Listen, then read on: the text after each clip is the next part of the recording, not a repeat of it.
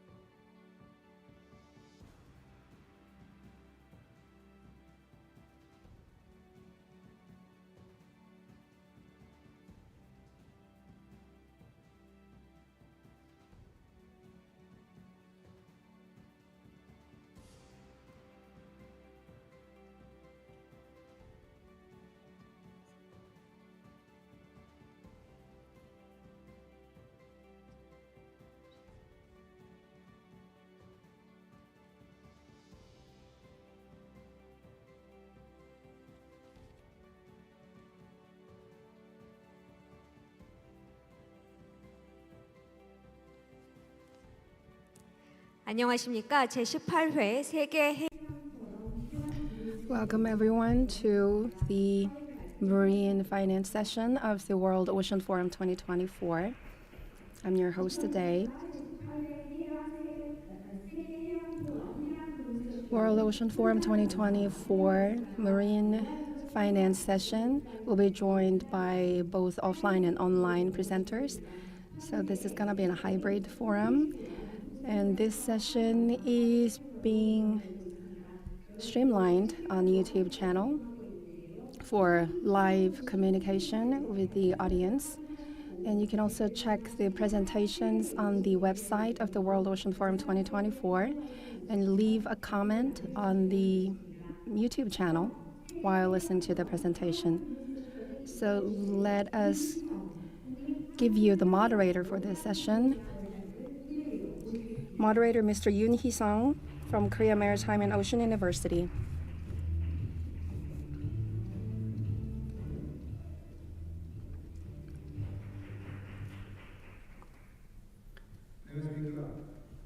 Good afternoon, everyone. Thank you for the introduction.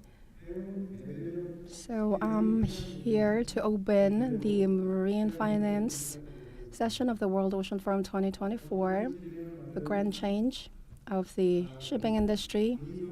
I am Yoon Hee-sung, Dean of the Graduate School of Maritime Finance at Korean Ocean University, and I'd like to thank all the presenters both joining us both online and offline. And in this session, we will talk about the issues and current trends of our sector, and also to talk about visions going forward and right direction. So the green finance and supply chain improvement through investment in logistics facilities. And also we'll talk about innovative finance in maritime industry. So we'll invite the first presenter, Mr. Orestes Sinas from the ENG University. He's 예정입니다.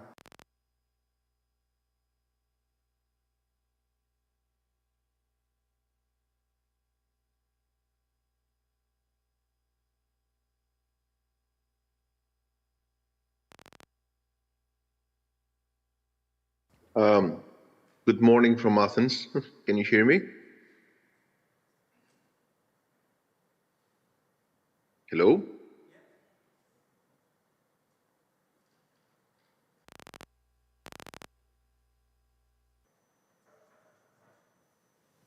Can you hear me?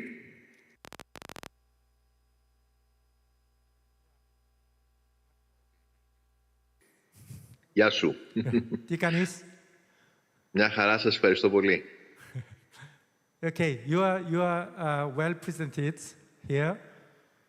So please share your PPT. I hope that you can see my screen. I would like to thank you very much for the invitation. And it's always a pleasure to be among you guys, even if it is virtually. So today I will discuss the innovative green finance, and I would like to give a European perspective because that we experience many changes in Europe on this subject. Allow me to present the scheme where in this scheme what we actually have is a new framework of business. As you can see from the operation of the ships, you can, let's say, have operating losses and potential gains that is out of the financial outcome.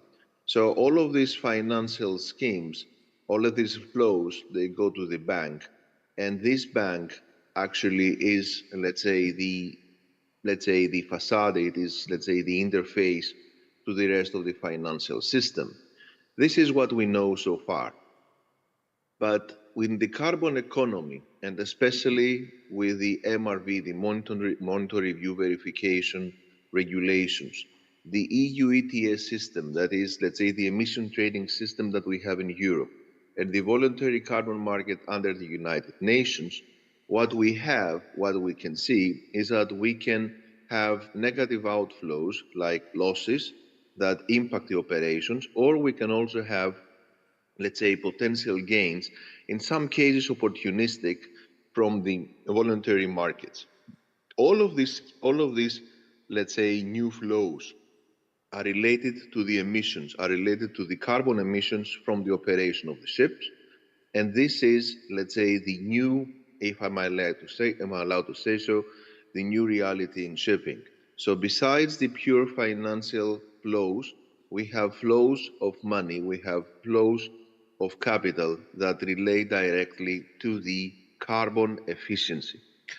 All of these flows, at least in Europe, they are subjects of specific directives, let's say legislation. That is the SFDR and the CSRD, two instruments that I will discuss. And it's quite interesting because the MRVs, let's say, all generally the carbon allowances from the operation of the ships are, let's say, regulated, or at least they have to be reported to the financial institution, the bank. All of these decisions, of course, relate back to the, let's say, instrument that is the EU taxonomy. This is the instrument that practically dictates, mandates the financial institutions and funds in Europe how to allocate funds and how to finance projects. So, I think that the first thing that we have to do is to understand the challenge of proper reporting.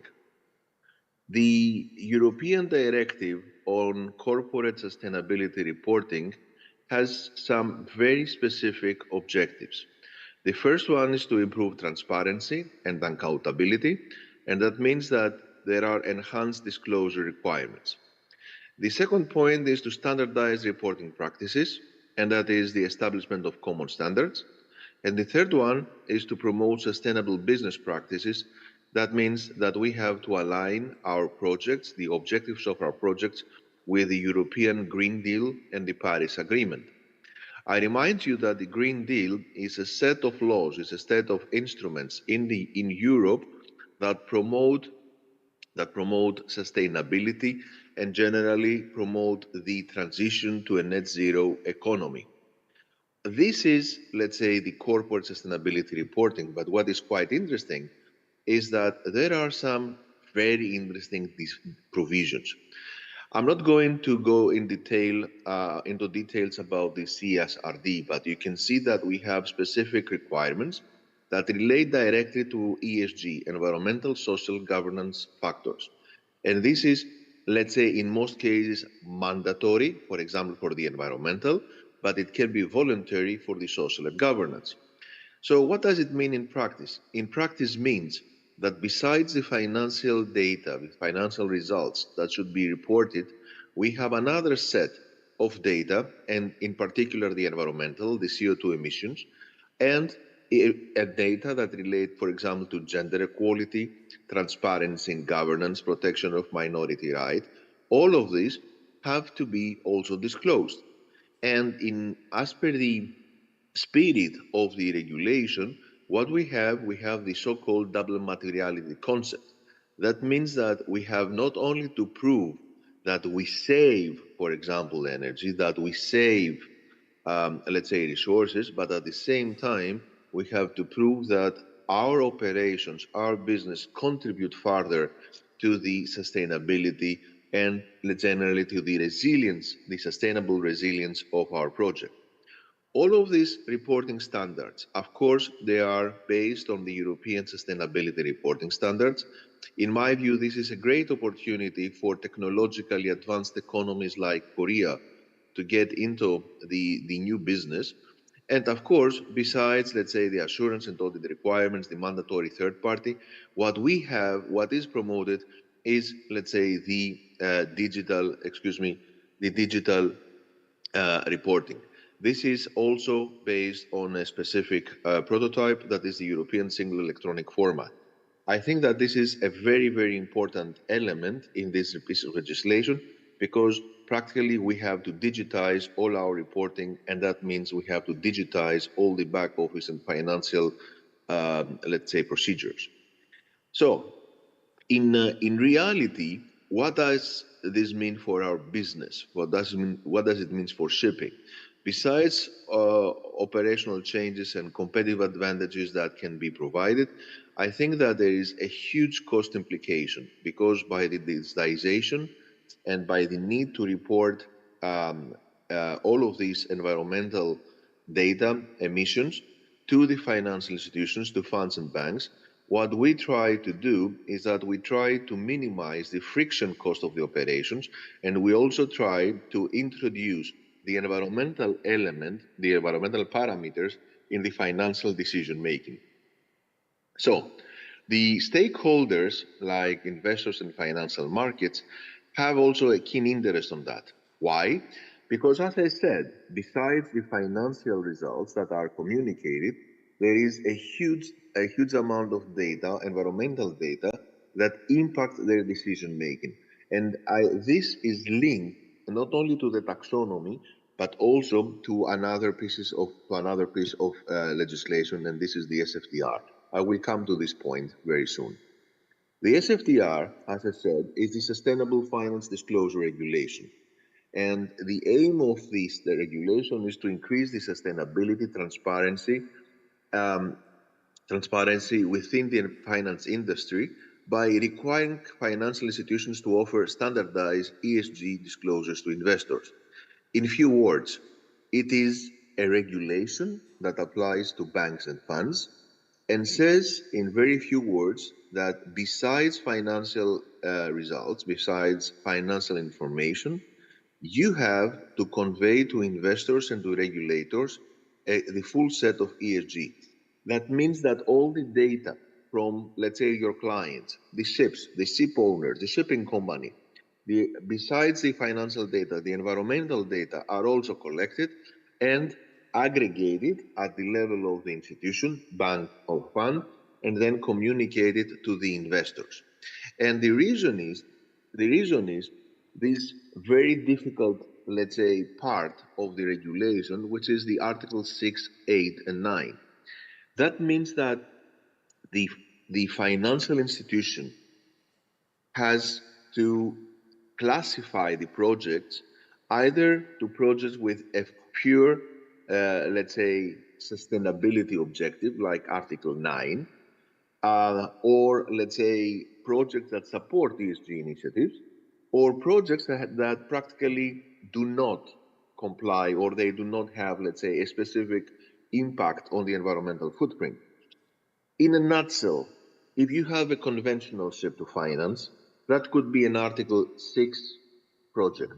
If you have to finance a ship that has, I don't know, a carbon capturing unit on board installed, wind assist technologies installed, and saves more than, I don't know, 15-20% of energy, then this might be an Article 8 project.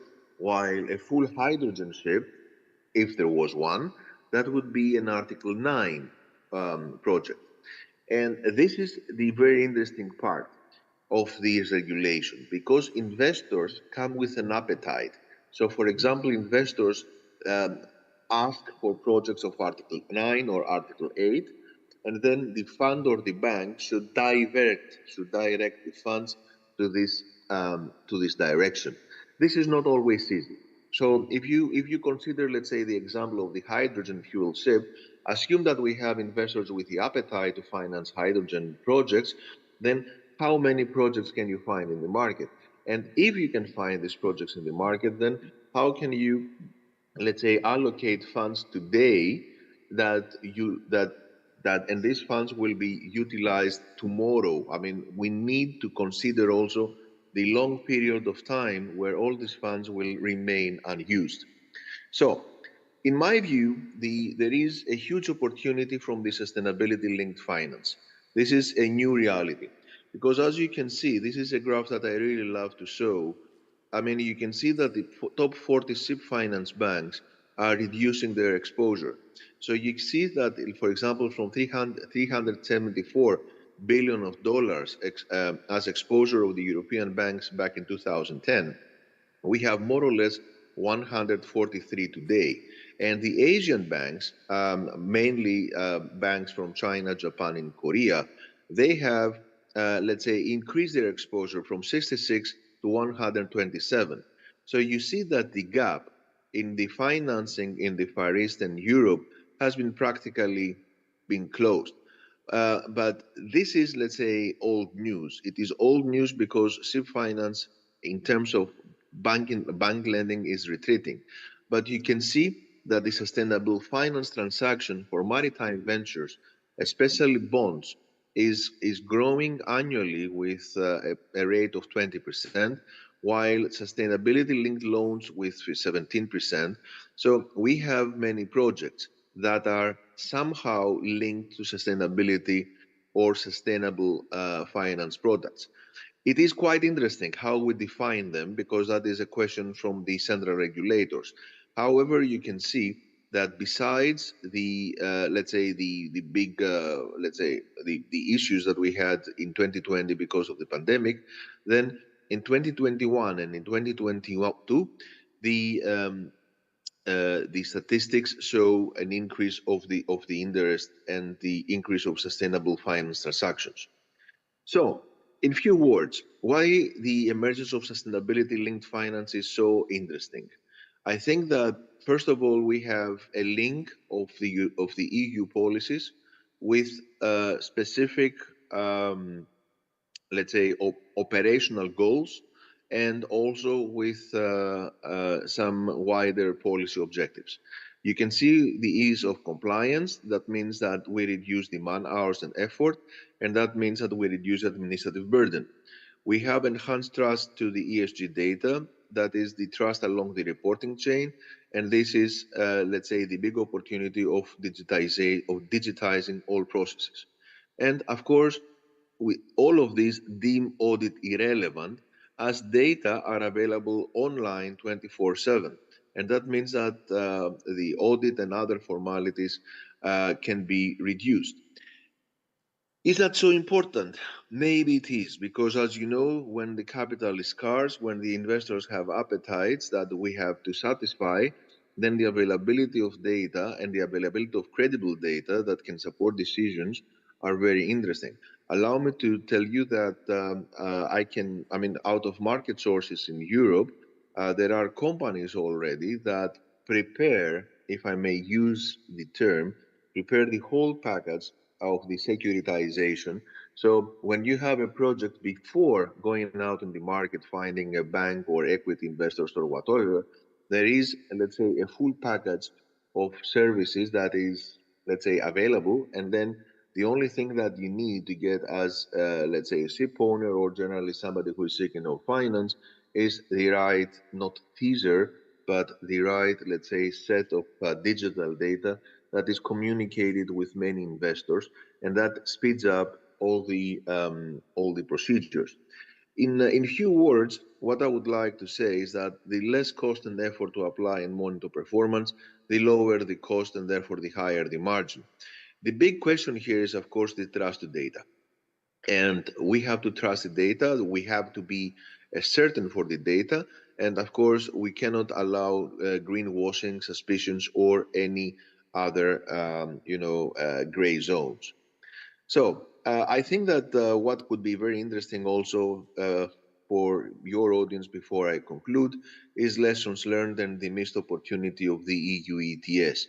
As you know, the EU ETS is already in place. Ships that are calling European ports, they follow, let's say, a specific rule, and then they have to surrender allowances in the EU ETS system, regardless of the flag.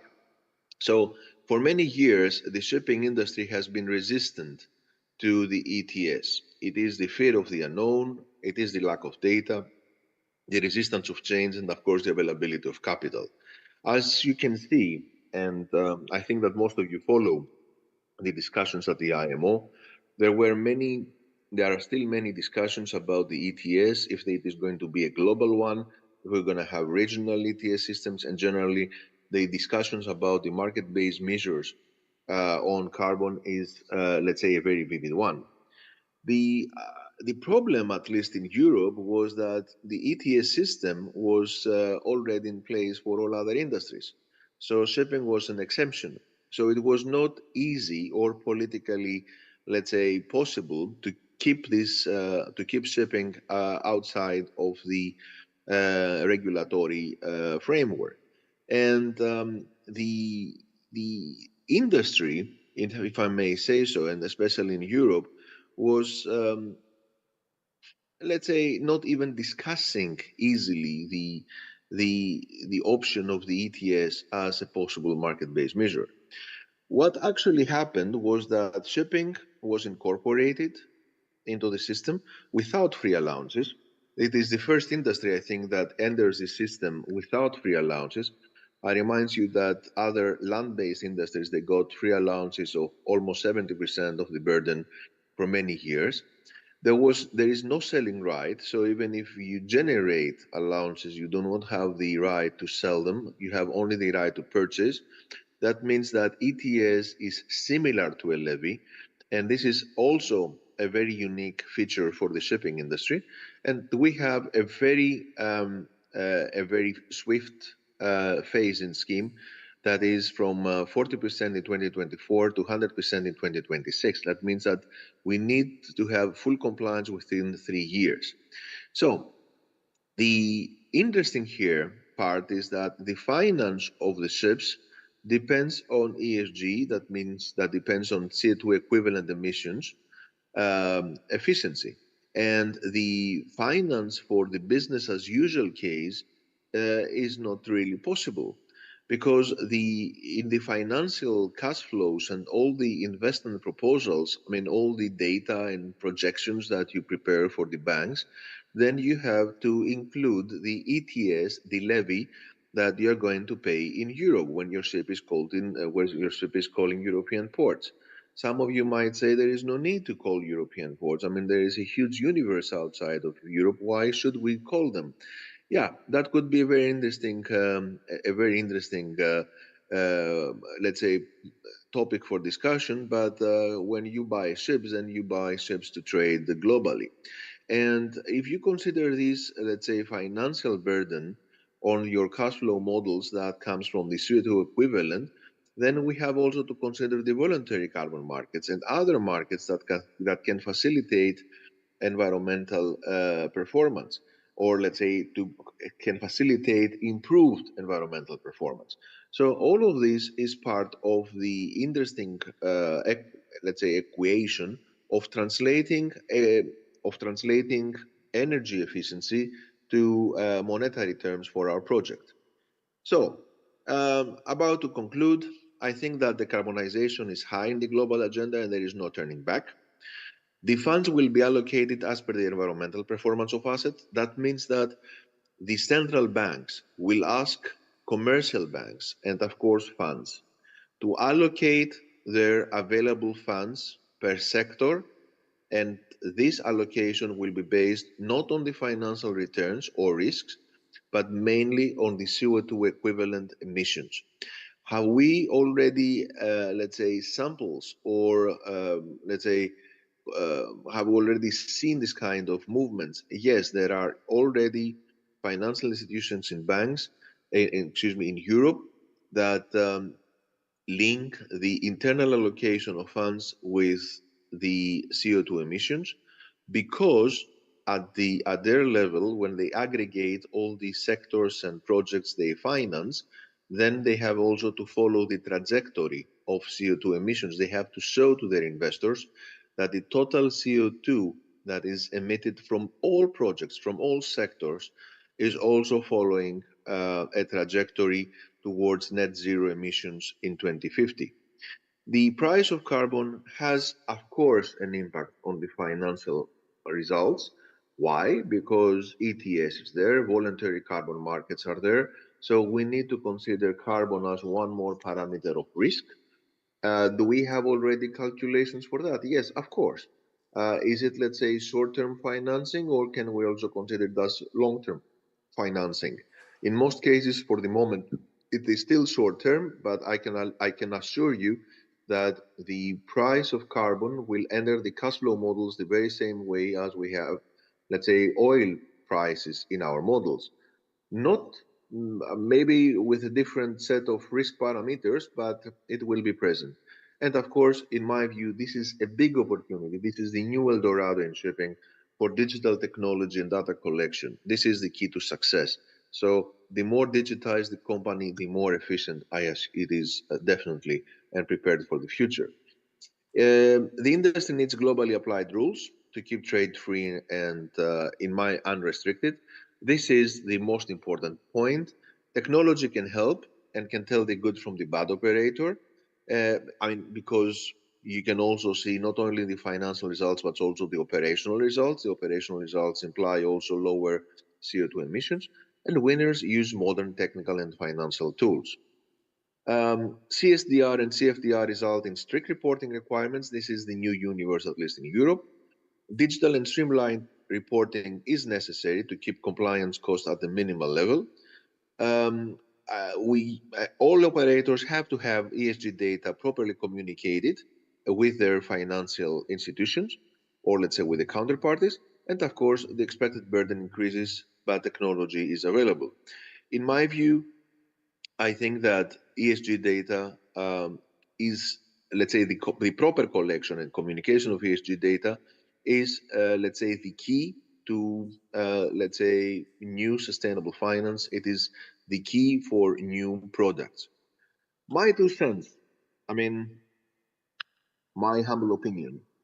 EU banks will allocate funds as per ESG criteria, and that will change dramatically the competition among financial institutions. I think that this will, in most cases, lead to a reduction, or let's say to at least a decrease of the exposure of the EU lending, because the European central authorities ask for, let's say, the decarbonization at all levels. So banks cannot be excluded. So the aggregate of all projects and sectors that the banks are financing should reduce the CO2 emissions. Shipping is still high in the emissions as, let's say, a sector with emissions, regardless the environmental friendliness of ships per se. But I think that this is, let's say, part of the future. I think that we're going to have higher technological risk, but this implies also higher yield and also new appetite of investors for returns. So I don't necessarily see that green ships or sustainable or projects with a very clear sustainable character is, let's say, a burden. I think that they have a higher risk, therefore a higher yield. Therefore, we have to find the right investors, but there is appetite in the market. The tier one clients will have more opportunities as usually, and they can concentrate capital. They can also test innovation. They can also, let's say, work with more sophisticated partners. This is always so. So I think that the tier one clients will always have more opportunities in the market. And of course, alternative sources will emerge to fill the gap, mainly funds of all sorts that will bring fresh capital into the market. Um, this is it. thank you, Busan, for the invitation. And I'm here for, I'm happy to get your questions. Thank you very much.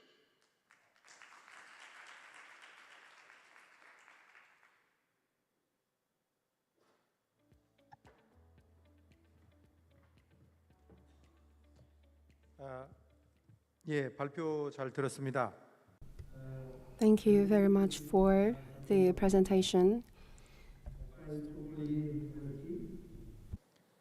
잠시 대기하셨다가 Please stay with us, and I will be right back to you when we start the discussion. Thank you. 마츠다 타쿠마 And we'll move on to the second presenter, Professor Matsuda Takuma from Takushoku Department of Commerce. So Professor Matsuda Takuma is a member of Shipping Society of Japan. And in this session, he will have presentations about the current situation of a marine cluster in Japan.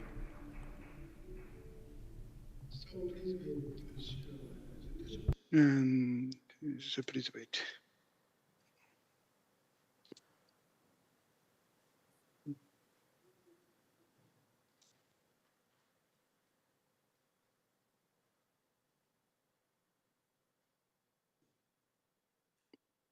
Sorry.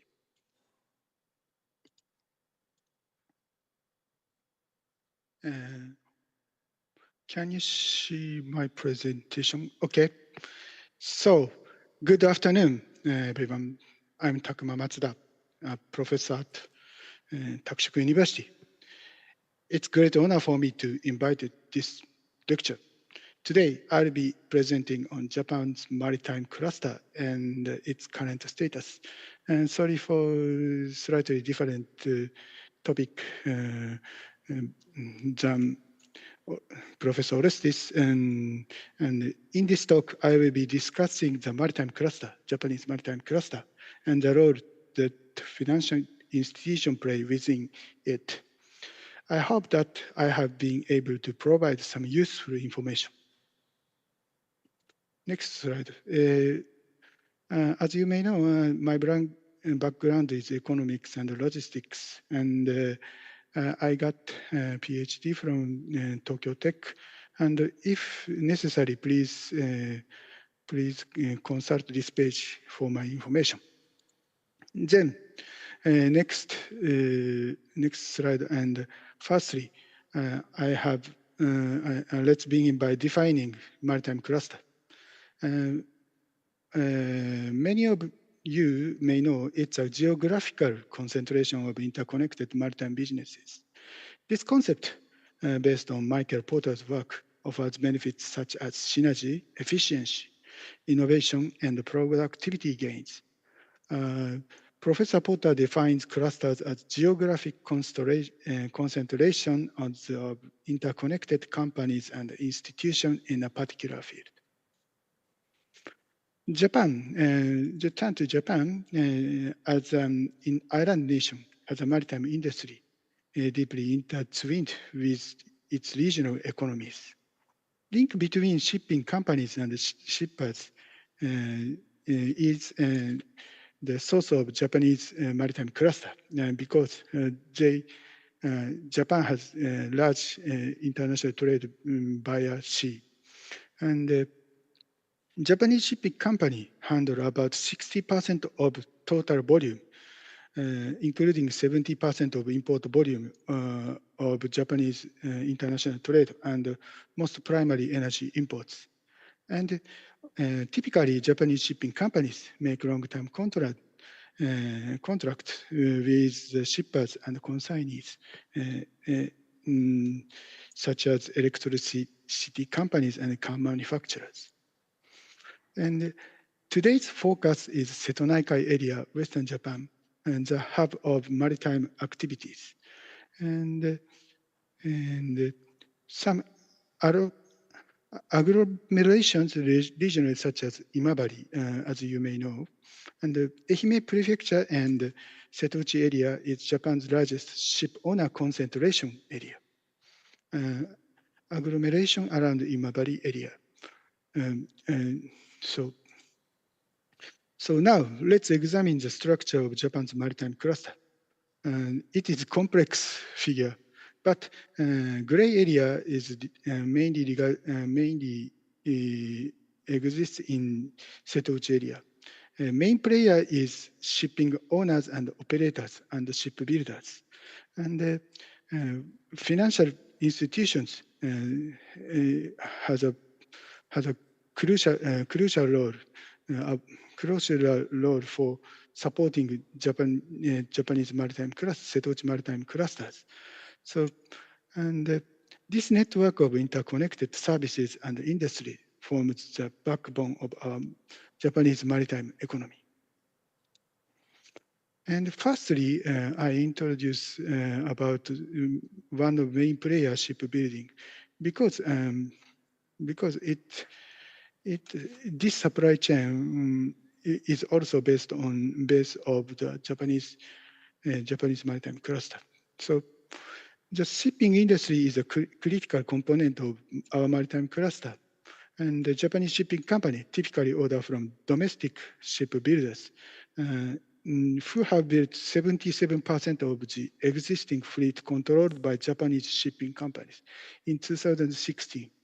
And in turn, these shipbuilders source about 92% of the machinery and equipment, marine equipment from Japanese companies, creating strong domestic supply chain. So then we move on to the Setouchi Maritime Cluster. Let's focus on the Setouchi Maritime Cluster, which includes key areas like Ehime. In Ehime, Ehime has Imabari and Okayama and Hiroshima, etc., etc., Western Japan. Imabari is famous for shipbuilding and ship owners, and Hinase is famous for domestic ship owners. And Hiroshima is very famous for shipbuilding such as JMU and Tsuneishi Dosen. So this region accounts for about 30% of Japan's maritime industry, and with a significant concentration of ship owners, shipbuilding, and marine equipment and manufacturing. And as you can see in the table, as of 2020, Ehime and Hiroshima combined accounted for 37.4% of Japanese ship owners and 41% of vessels. And Setouchi includes Yamaguchi or Okayama, but this figure is none. So 37.4% will be increased if we can include these areas figures.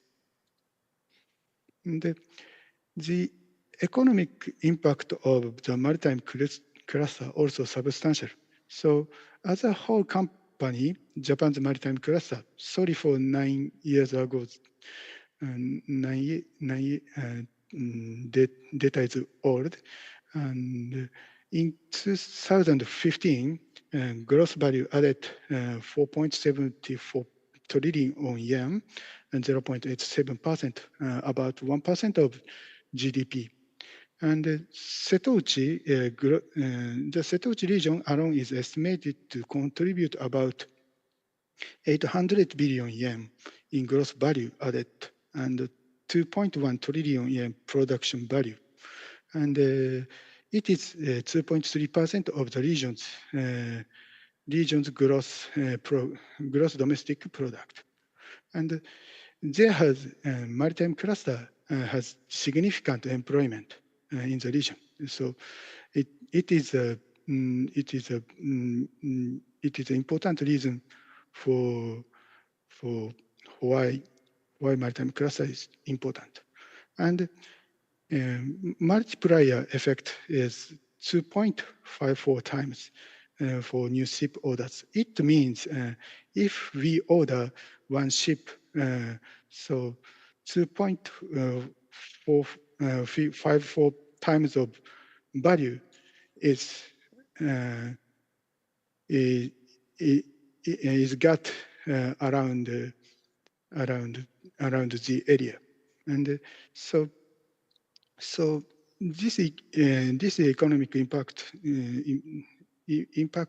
shows the importance of maintaining the cluster for regional economic development. So next, I will present regarding main players of the Japanese maritime cluster. It means ship owners. So this is, they are central to the Setochi cluster. They are doing business in the narrow area such as Imabari or Hiroshima or Akoyama, but their proximity to other industry players or rival companies enhances collaboration in ship design and usability, while also driving innovation through competition.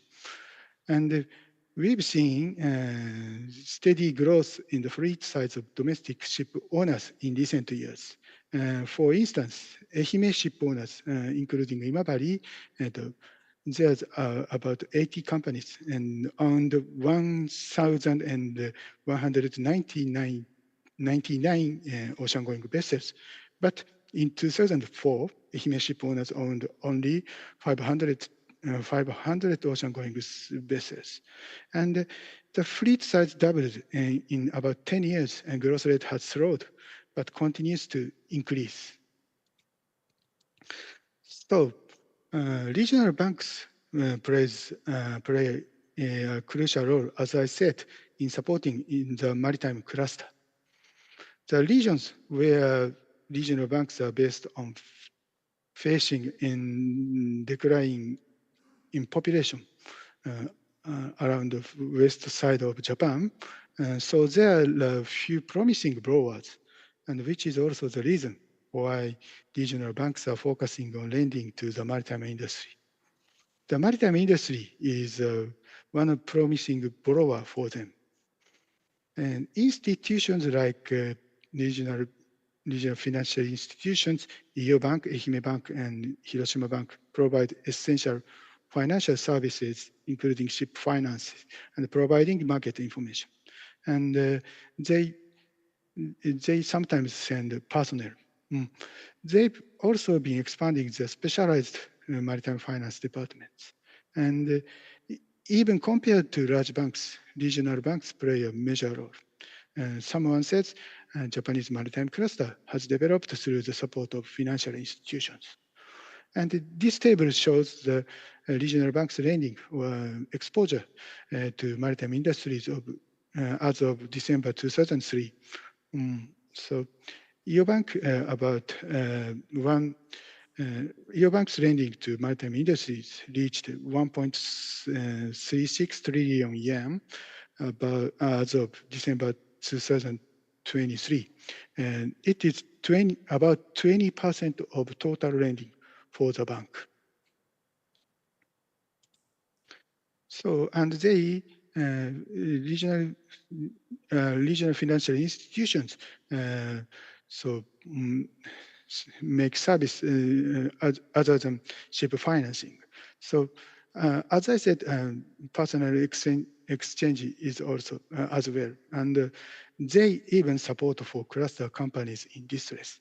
For example, Hiroshima Ginko saved Sasaki Zosen in 2010, and some banks relieved Daiichi Chuo Kisen in 2015. And as I said, and loan balance, significant portion of dedicated to maritime industries, and previous slide figure, as you can see. And as I said, expansion of specialized departments, such as specialized ship finance department in recent years. So they, so regional banks are focusing on shipping finances. And so, in fact, shipping company and relationship between shipping company and government is less weak than China and Korea, Japanese government try to strengthen the Japanese shipping or maritime industry. Japanese government passed a legislation, Maritime Industry Strengthening Act. This legislation aims to promote shipyard restructuring and productivity improvement through government recognition of restructuring plans, financial support, and tax incentive. However, it is not clear what will happen to local shipyard as a result of this policy. And so some members of Japanese maritime clusters said, and in other words, it is difficult to judge whether this system will lead the survival of Japanese shipbuilders for now. So next, I will explain regarding challenges for Japanese maritime cluster, especially for ship owners. We are seeing significant changes in business environment for ship owners. Previously, Japanese ship owners focused in Japanese transaction with Japanese operators, bulk shipping, and long-term charters. But now they try to include the oil tankers, chemical tankers, and product tankers, and ship size is bigger and bigger, significant increase in ship sizes. So previously, cape size is not the usual size for ship owners in Setouchi owners, but cape size became normal.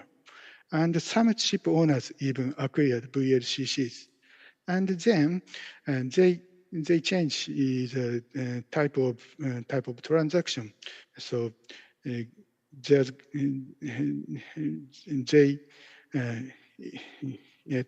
BBC is growing and decreases in time charter negotiations, and the time of contract is shorter and shorter, tend to be shorter. So this kind of environmental change requires to Japanese maritime cluster requires or confronts Japanese after along with the environmental changes, business environmental change of Japanese ship owner. Japanese maritime cluster also confronts the challenge of some challenges. So first, this is expanding business with overseas operators. As you may know, Japan confronts the population decreasing of population, and the economic growth is really limited. So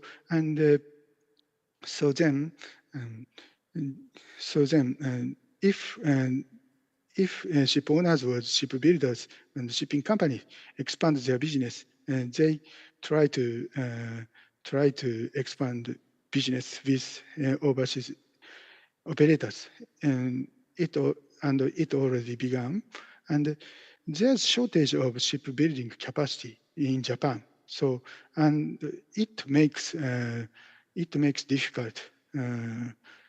It makes difficult to expand in Japan.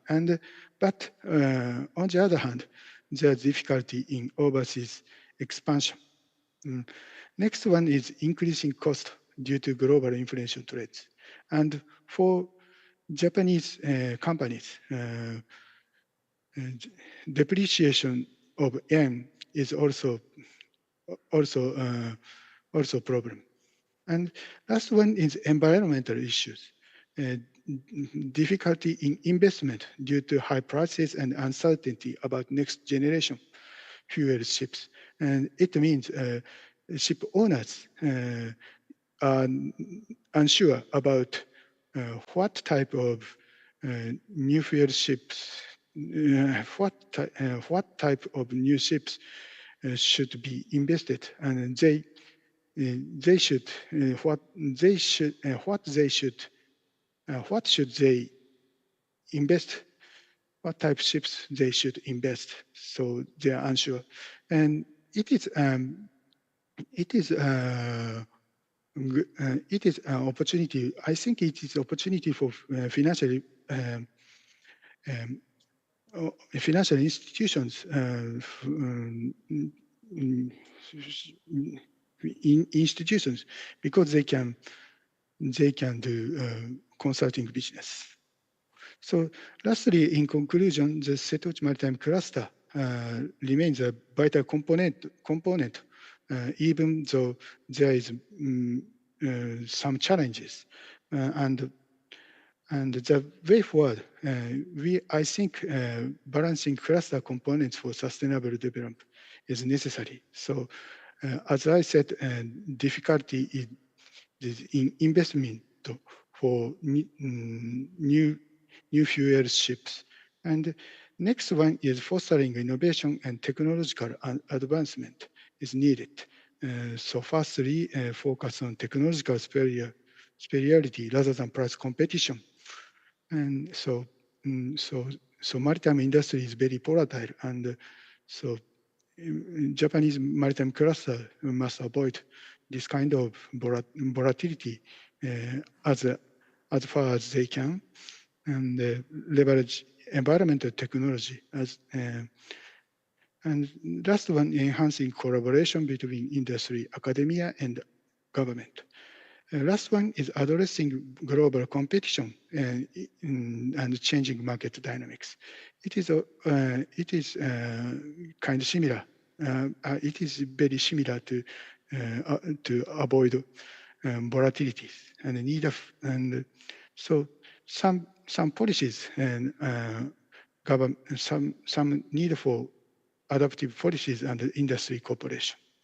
Lastly, importance of maintaining balance in cluster development. Sorry for, thank you for listening my presentation. My presentation is done. Thank you very much for, thank you for listening. Thank you for attention.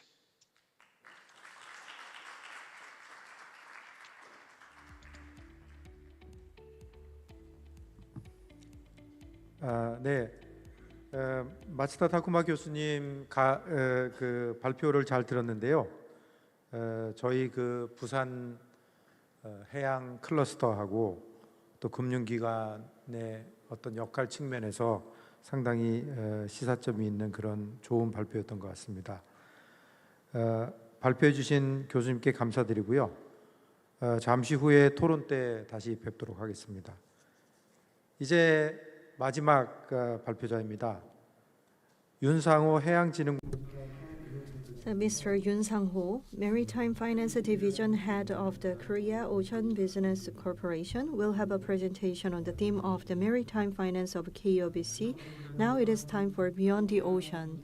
Mr. Yoon was the initial Planning and Coordination Director of the KOBC, so he laid a foundation for the organization and finance and planning.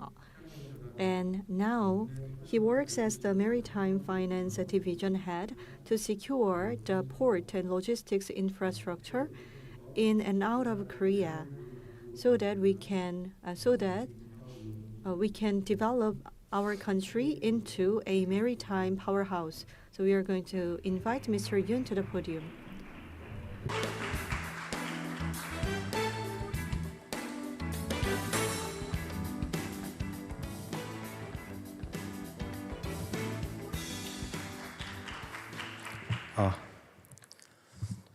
방금 As introduced, my name is Yoon Sang-ho from the Korea Ocean Business Corporation.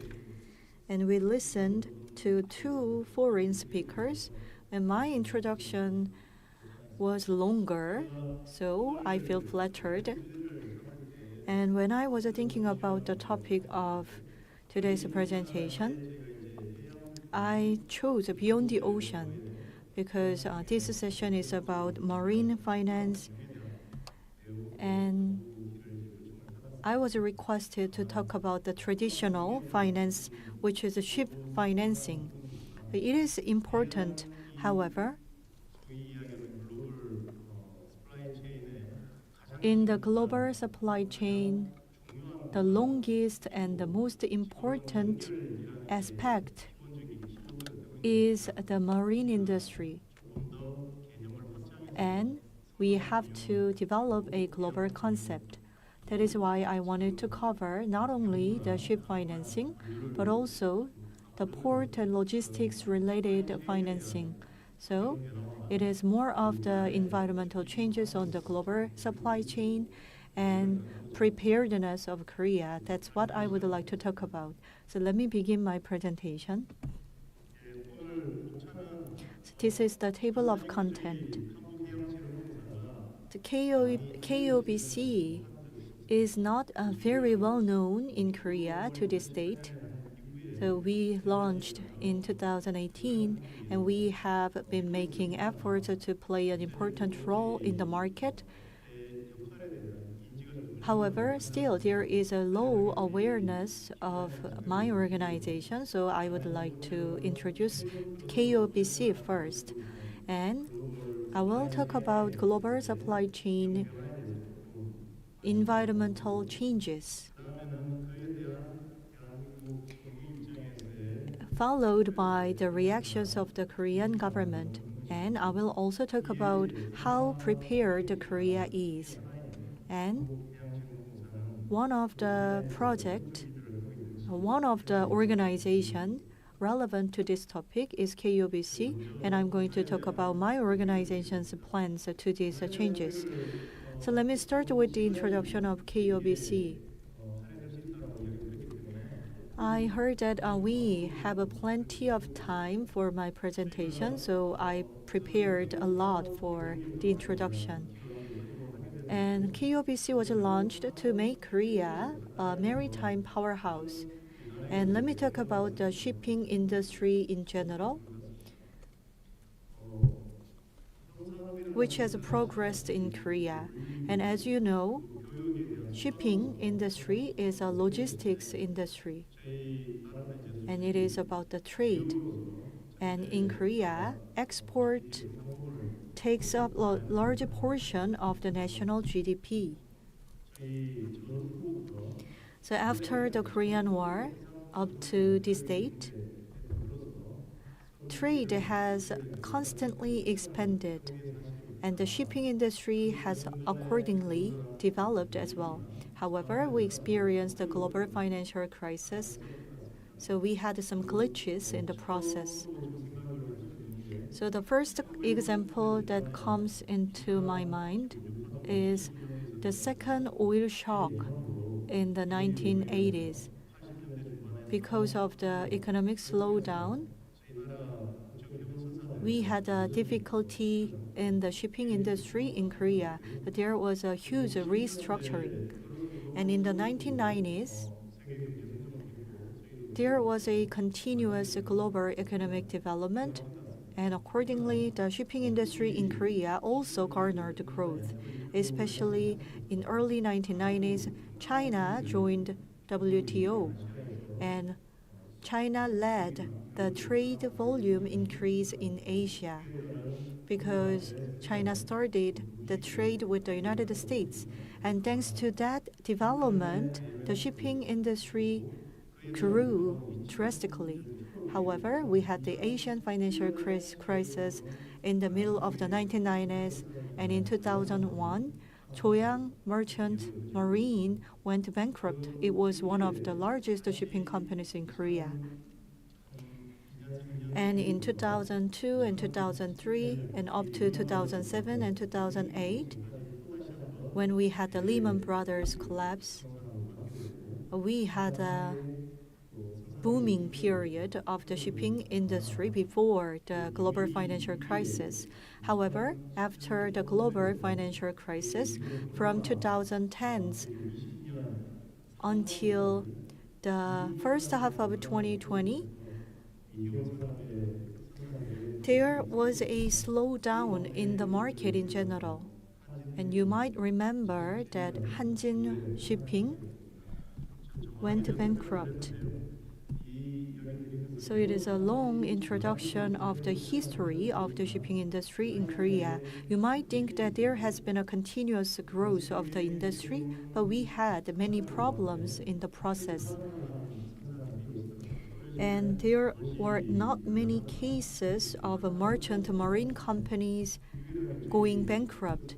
They are mostly merged into other companies. However, two companies in Korea, Hanjin and Joyoung, they completely went out of market. So against this backdrop, the Korean government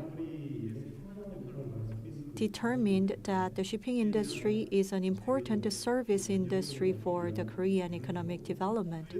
So the government established KOBC with the aim of developing the shipping industry after the bankruptcy of Hanjin. And we would like to ensure the sustainability of the shipping industry in Korea. That's the aim of establishment of my organization.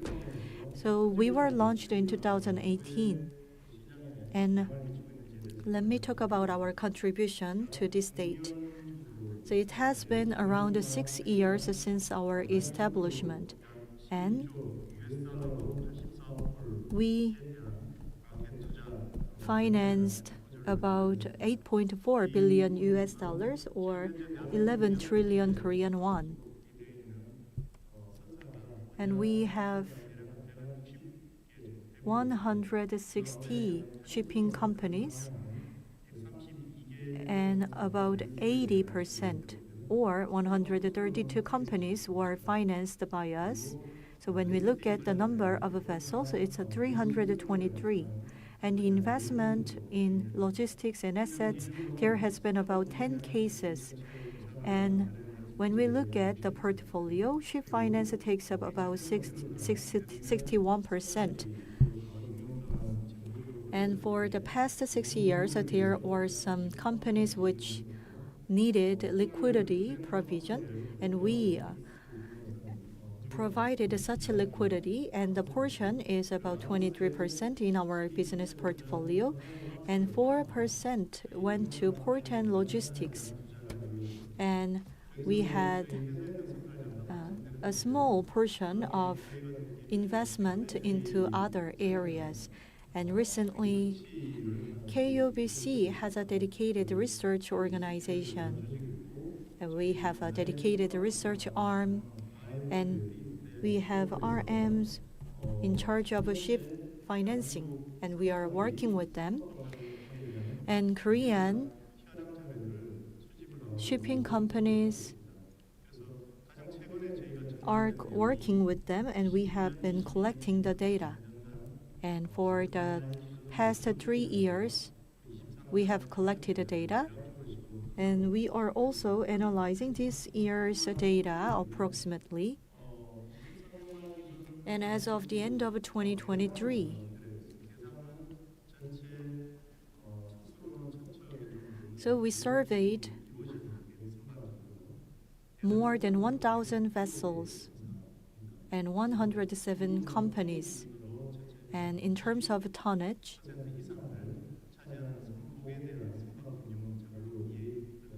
they take up more than 90%.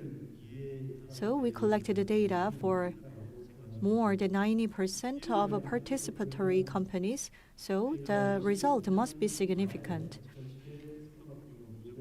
And the accumulated amount was 23 billion US dollars, and as of the end of 2022, it was 26 billion dollars. So it is 3 billion less last year. So in 2023, new financing was worth about 5 billion, and the repayment was worth about $8 billion. That's why we had a 3 billion less amount in 2023. And foreign financial institutions were impacted by Basel III and other changes in the regulation. So they have less interest in ship financing. That's what we thought. And when we analyze the 2023 data, there is an outstanding feature.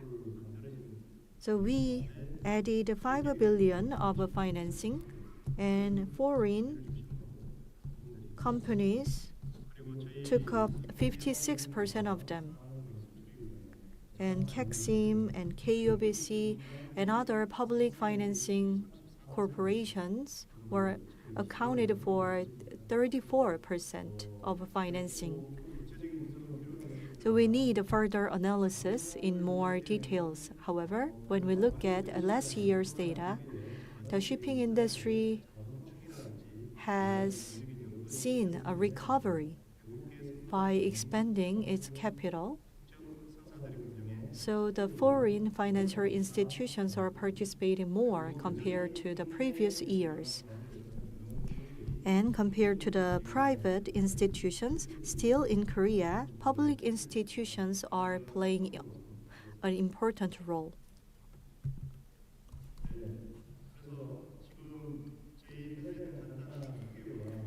So I introduced the KUBC and the recent trends of the ship financing. And I would like to talk about the global supply chain. And for the past 2 to 3 years, there has been visible trends, so you must be familiar with them. The first issue is a tariff war. The United States and China are in the new Cold War. And because of this, the Biden administration took a stance against China, and President Xi Jinping fought back against the US policy. And we can see the block of economic zones. And China was the manufacturing hub, and most of the products were consumed in the US and Europe. However, that situation has changed. In Asia, the production hub is not China anymore. It is Vietnam, India, and Indonesia. And the US also has a policy of Buy America. They provide a subsidy and other incentives to encourage investment in America-related companies. But from the perspective of logistics, I believe that there could be a huge impact. The operating distance of ships has changed, and cargo-related facility and capacity might change.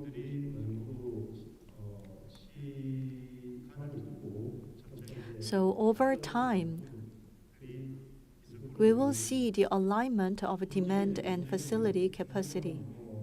And the second issue is war between Russia and Ukraine, which is going on for 2 years. And recently we had an issue of Israel and Hamas, and there was the Red Sea phenomenon. And from 2 to 3 years ago, we expected the increase in supply. So last year, this year, we expected a negative market situation. However, because of the tariff and actual war, the container market is still enjoying a positive and favorable environment. And the third one is COVID-19, so I will not go into details. But the supply in container business, we have to think about how fast we can rotate the containers. It is important. When there is a bottleneck in one location, the entire flow will be disrupted. And when we delay the speed of business, we will lack empty containers. Then we cannot use the containers for a prolonged time, and it will have a huge impact on the business. And the fourth issue is the global inflation, which has an impact on investment.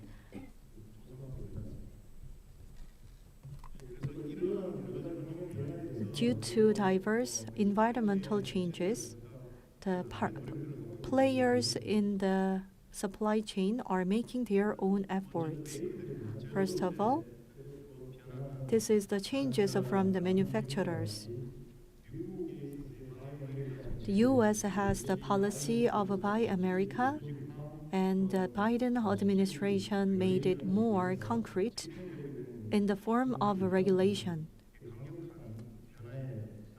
So it was a strong change, and accordingly, as you see in the box at the bottom, major manufacturers in Korea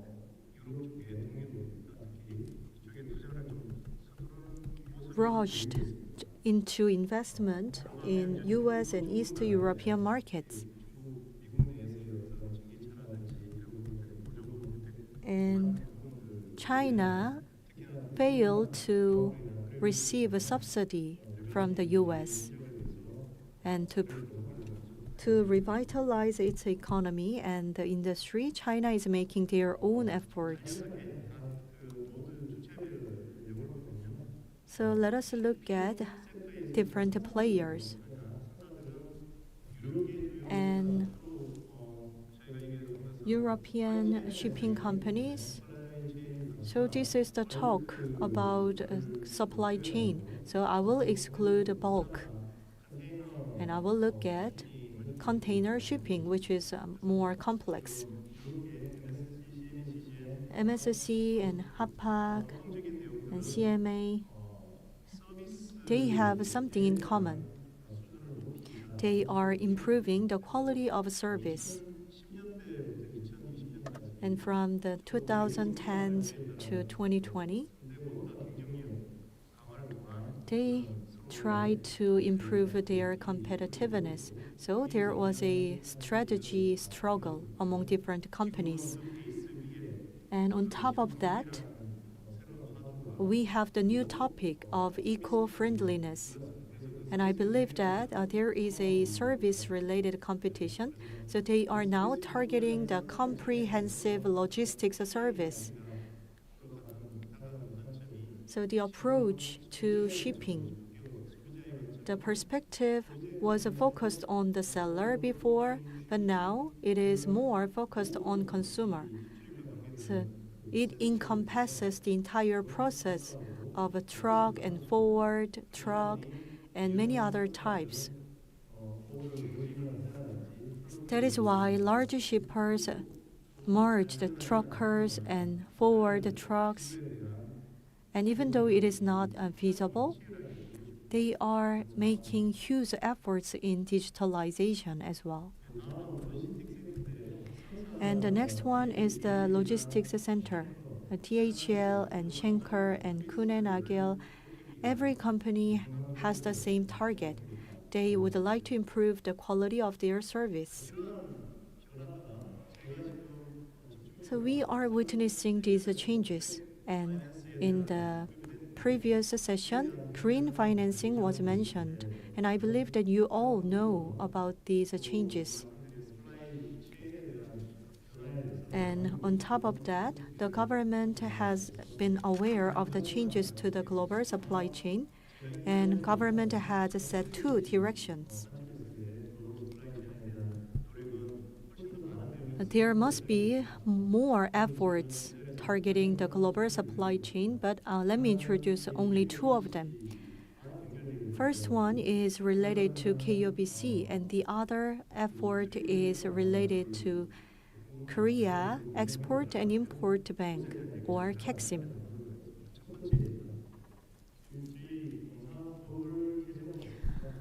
First, KOBC Act was revised in January this year. And the revised content includes ship financing and port and logistics. So we were allowed to operate port logistics business. However, there were limitations. It was limited to brownfield. So it was investment for the existing facilities. However, through the revision, we could even invest in the greenfield where the port is constructed. So we can finance those projects now. And now, before, we didn't have a clear legal foundation for investment in the global logistics assets. However, it became clear through the recent revision.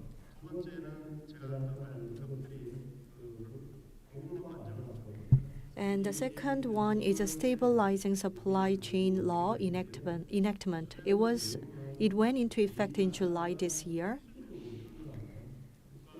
And it is essential for Korea to secure security.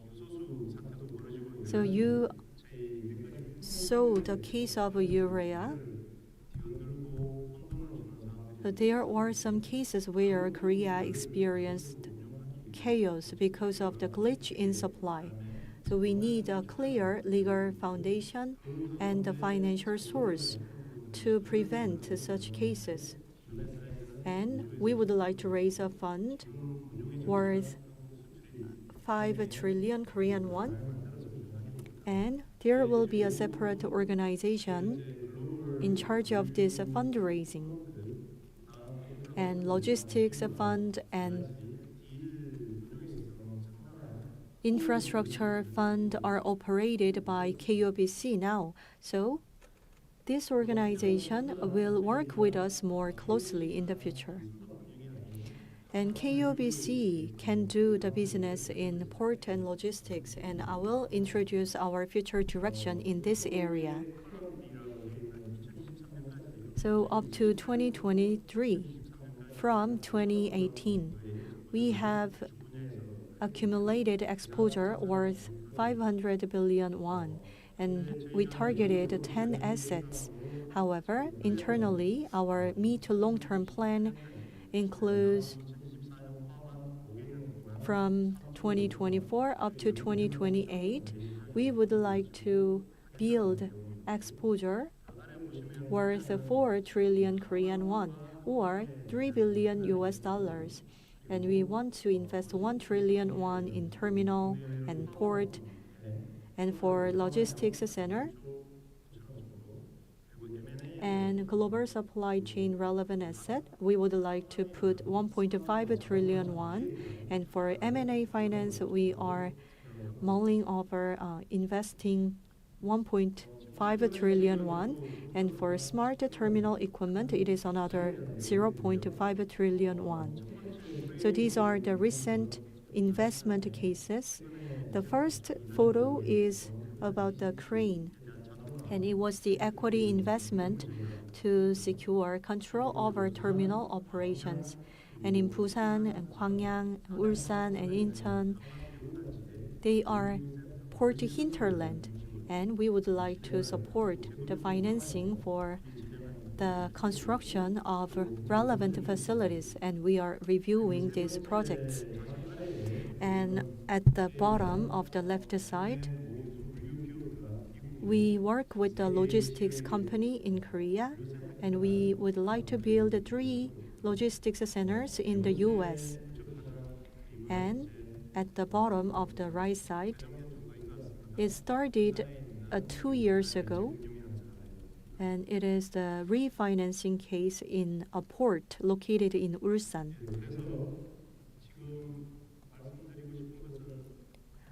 So what I would like to say here is that global supply chain is witnessing drastic changes, and Korea shouldn't be confined to ship financing, and we have to respond in the context of the entire supply chain, and we are making proper efforts in that direction.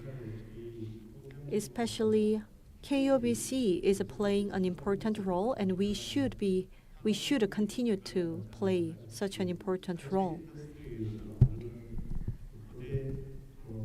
Because other institutions deal with different industries. However, KOBC is focused on shipping and maritime industries. That is why we need to play a central role in this business area. And our current focus lies on port and terminal gateway development. So it could be a container terminal, or it could be grain terminal for bulk business. And this is one of our focused area. And the other focus area is eco-friendly facilities. So when you visit Yeosu, you can find LNG hub terminal. So the project is worth about 1.4 trillion won. The storage facilities and quay and bunkering vessels will be the target of investment. And KOBC would like to join the project, so we are reviewing the possibility. And in terms of smart technology, we are looking at the financing for facility. And we have another focus area, which is a human resource. It is not a palpable, however, essential area. And recently, one of the biggest topic is human. We lack the number of seafarers, and we lack the number of port professionals. But that is the reality. And IT development personnel is lacking as well. So when I go to seminars and conferences, many people talk about the lack of professionals and talented human resources. So KOBC would like to make efforts in this field as well. And on the leftist box, you can see the public sector's role. And other than KOBC, we have KIND, LH, which is reviewing the investment for European facilities, and we have KOTRA and COSMES project, and KDB and KEXIM's project. Compared to superpowers like China, the investment size and the volume, which determines the investment size, is smaller. So that is why it is hard for us to execute a bold investment. So KOBC cannot do it alone. We cannot deal with the infrastructure on our own. That is why we have to work with KDB and KEMCO and KEXIM so that we can secure SPL-related asset, which is essential for Korea. So we need collaboration and support from different organizations. And the public sector cannot cover this alone. And it shouldn't be, because every investment requires economic feasibility. And the important indicator is cargo volume. That is why we have to work with the private sector and communicate with the private companies. And public financing institutions should build the cooperative system first. And that's when the private institution come in and help us. And public institutions will serve as a priming water, and private sector could jump in when the environment is right. However, before that, public institutions should work together first to make a solid environment. And this is the end of my presentation. Thank you for your attention.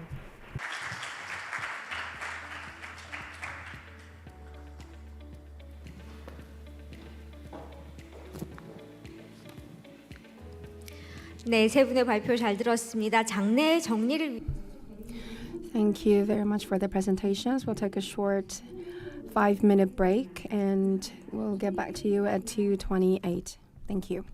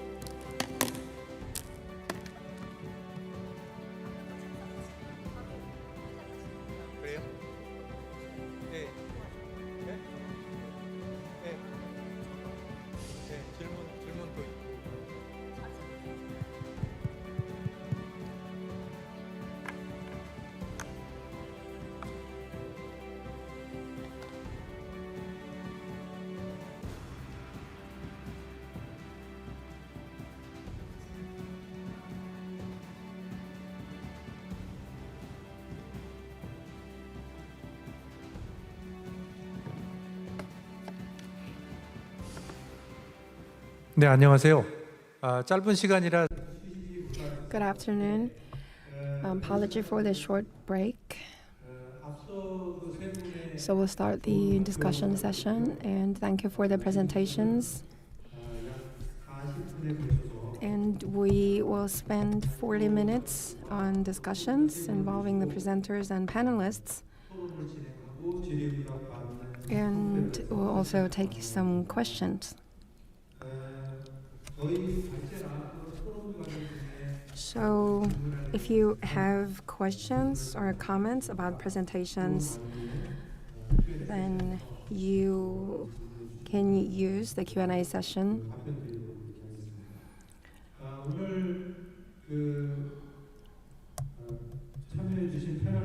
And today we have 3 panelists. First, we have Mr. Chung Woo-young, attorney at law from Lee & Co. Mr.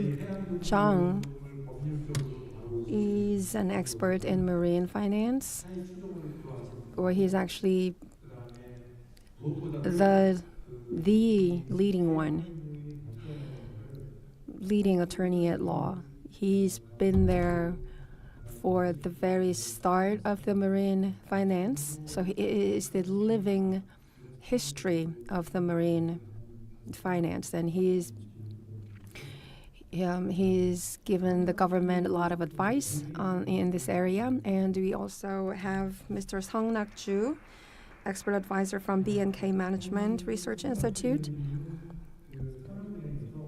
Mr. Sung spent 33 years in Industrial Bank of Korea, and he's an expert in aircraft finance. He's a published author, and he's also doing his research, doctoral research in the area. And we have Mr. Cho Gi-hwan, Maritime Investment Finance Division General Manager from Korea Asset Management Corporation. And he's been dealing with more than 100 vessels in maritime finance. And as a general manager of the department, he deals with overall issues related to marine finance. So I've introduced 3 panelists. So we'll start from Mr. Sung, Mr. Cho, and then Mr. Zhang.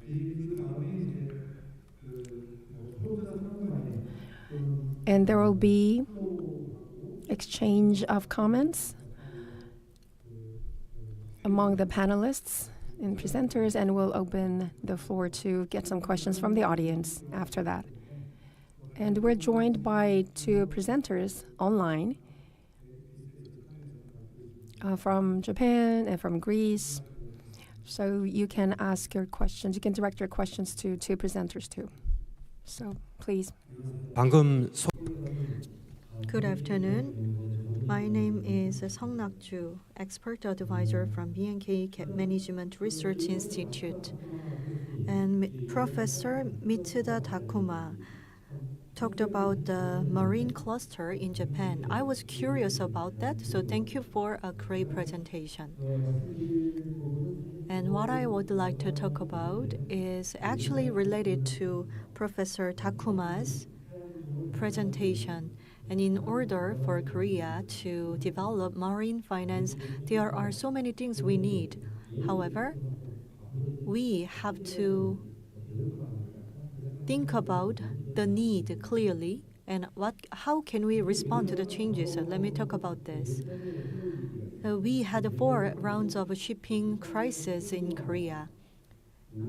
And the ownership and operation of ships were not separated in Korea. That exacerbated the crisis. As you know, the boom and there have been ups and downs of the market. And when there was a surplus in ships, the price goes down and it becomes a negative situation.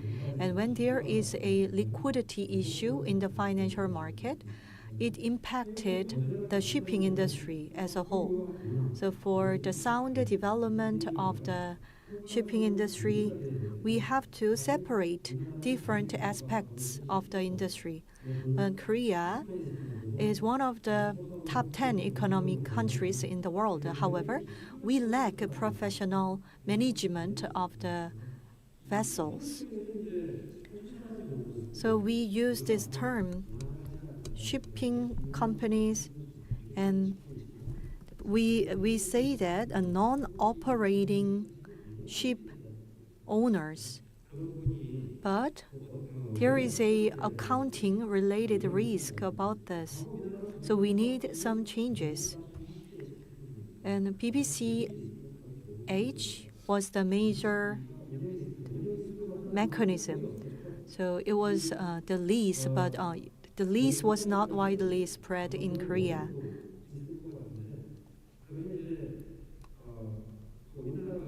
And for Korea to develop this business, what can we do? I came up with some ideas. So just as in the example of Japan, I would like to see the diversification. So in Korea, for the first time, now we are seeing the non-operating ship owner, which is a pilot project. This is a meaningful step. However, I would like to see the ship owner in the private sector, not in the public sector. Why do we need this? Because it is the counter-clinical investment. So we can see the gain in the price of vessels. So we have to absorb the risk during the difficult times by investing in the vessel itself. So when is the lowest point and the highest point of the market? Ship owners should have this kind of knowledge and professionalism, and they should be able to make a quick decision. And it is not the financial area, but the business itself. So public sector is important. However, we need the private sector's efforts. So rather than the public sector, I believe that the business is more proper for the private sector. And China and Japan have so many leasing companies. However, in Korea, we do not have any proper ship owners. So we say that we are a maritime powerhouse, but China and Japan, they own leasing companies at a larger scale shipyard, but we don't have that. And I know that about 80 ship owners are operating in Japan. And as covered in the presentation, the local-based private banking institution should be activated. So you mentioned some examples such as Hiroshima, and the financial institutions work with the ship owners leading the marine cluster. And we need such local banks in Korea to facilitate the marine industry. They should lead the financing so that we can also develop our own marine cluster. And it is a little bit similar to Japan. So we have the largest shipyard and we have the largest cargo volume. And so we have this advanced ecosystem. So that is why if we can develop the local banks, I believe that we can secure long-term stability. And the government and local governments should make efforts to foster ship owners. So in case of China, in 2007, the Chinese government encouraged the commercial banks to go into the financial lease. And when they are in financial distress, mother banks are supposed to replenish their capital. It is legalized in China. So customer management and replenishment of capital during crisis, it is giving benefits, and those banks under the mother bank can enjoy the same credit rating.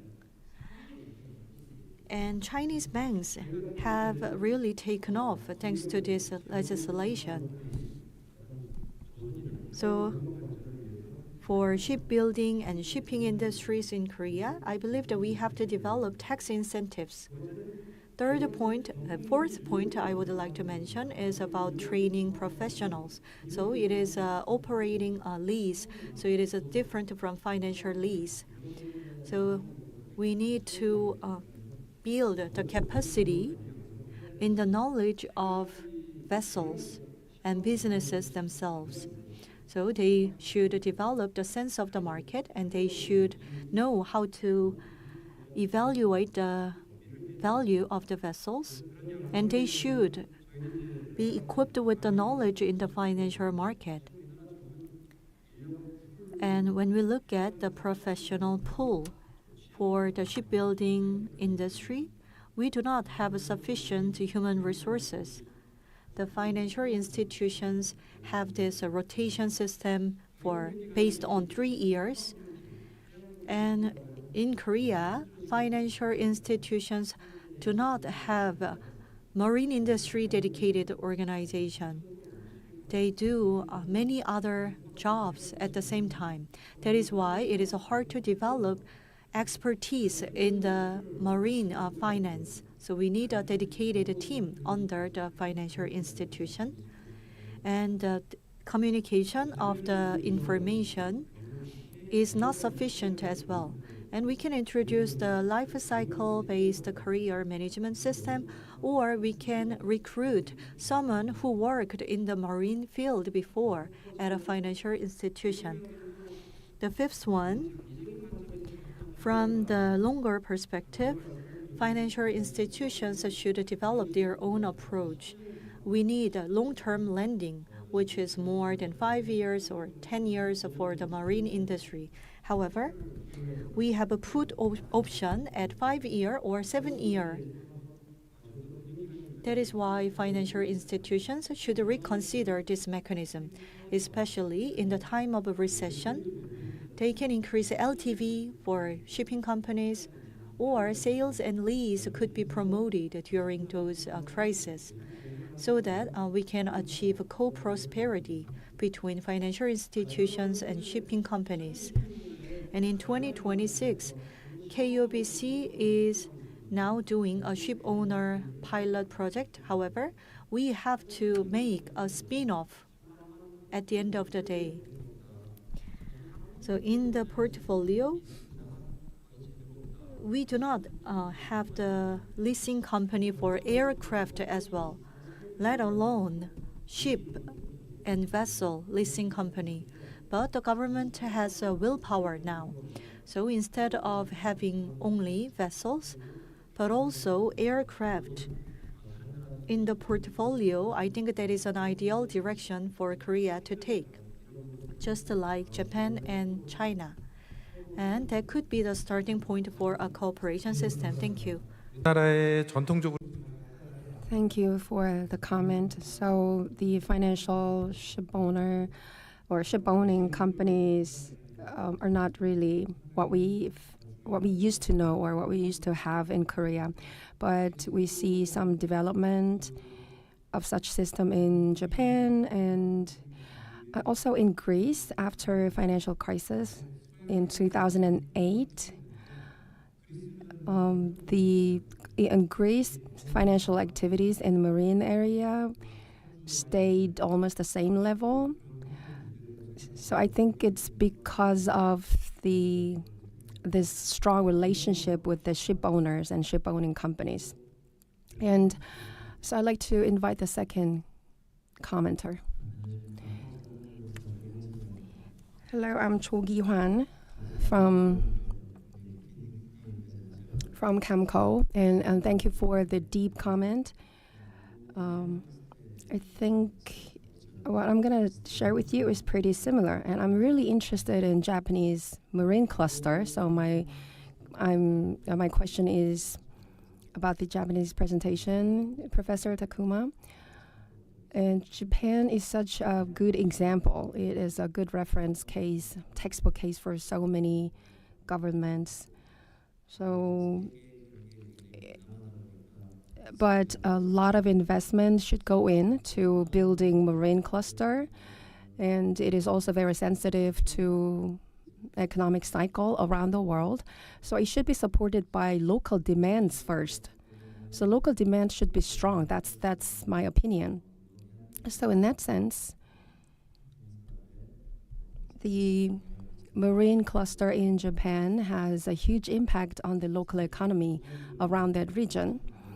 And in your presentation, what I found really interesting is the challenges involving environmental changes, like ships getting bigger and the types are getting more diverse. And the ship owners, they of course take out they charge their vessels to Japanese companies, but they also charter their vessel to foreign companies too. And the contract terms are getting shorter and shorter, as you mentioned in your presentation. So challenges, well, you mentioned some challenges, right, to marine clusters. So regarding those challenges, what will be some policy solution of the Japanese government or some initiative of private companies or industry players? Yes, thank you for the question. Then we'll just move on to the third commenter, and then we'll answer we'll move on to the answers. And Mr. Zhang has prepared some slides, right? Do you have the slide? No, not yet. Okay. Well, just gonna go ahead. Anyway, I am a counselor at law, and my expertise in ship finance. And, well, I used to know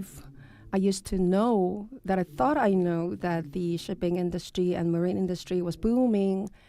And now I'm here and listening to all those presentations. I think, well, there are issues. A lot of changes are happening, and we will never go back to the heydays. And finance, BAU finance will not be available anymore. That's what I feel right now. So by 2026, maybe we'll see some deregulation happening. So that's a silver lining. And I really enjoyed the presentation about the marine cluster. And Professor mentioned uncertainty going forward, especially about new fuel ships, uncertainty about investment. And he also mentioned the technological development. So, but I have these different impressions from different regions, from Japan and from Europe. So different changes are happening, different environmental changes are happening in different regions. So how I see it is that first, for green ships, we are going towards green ships, of course. It's very immediate change. We're going to see it in the near future. And the second issue is there will be increasing demand for more fleet, bigger fleet. And this is also bigger ships. And this is also what I found during many studies and research. And I also added this in parentheses, how Professor Kim In-han mentioned this in his publication in National Assembly meeting. So ships are getting older, and all these old ships must be replaced by green ships. And if you look at the figure here, by 2030, 56 trillion won will be needed, and by 2040, 41 trillion, and by 2050, 47 trillion won. So huge amount of money will be needed to replace all these old ships. And also, we talk about global choke points, all those risks for war and global inflation and diseases, pandemic. So we see more and more global choke points. So the total route will become longer. And the deadweight tonnage will also become bigger. And we also have to think about bottleneck phenomenon because of this change in global supply chain that's led by India. So what all this says is that we are going to need bigger ships. We're going to need longer routes. Then what is our situation right now? In Korea, what commercial banks or private banks are not players in this picture, because government-run or state-run institutions are dealing with all these issues. And private banks do not have any ship financing product or designated team because of the impact from Basel III. They have a certain requirements for this accounting purpose. Accounting purpose for allowance for doubtful account. So I told you that 142 trillion won will be needed for replacing all these old ships. So 142 trillion is a huge money for private banks. It's a huge risk. So this is why the state-run institutions must cover this risk. But if you look at the situation in Japan, EO Bank, Hiroshima Bank, all these local banks are really active in ship financing. We are not doing anything, but Japanese banks are doing already so many things here. So private banks are not motivated to do so. So if there's a lack of tonnage, then the cargo fee will increase, right? So cargo owners will suffer, but there's no loss for banks. And that's why they're not really active or motivated to secure more deadweight tonnage. So what I'm saying is that in Korean situation, commercial banks are not motivated, and they see so much risk in jumping into the ship finance. So our homework, our task here is that we need to secure or expand more investment or more participation from the private players, from capital market. And my personal solution here, well, this is totally my idea. First, we need to think about tax lease system. So in Europe, there's a tax lease in France and the UK, and in Japan, they also have this JOLCO. So there are some countries that have adopted tax lease, and the benefits from the tax lease should go to banks, private banks in Korea. I think that could be a solution. That could hedge some cost risk or loss risk. And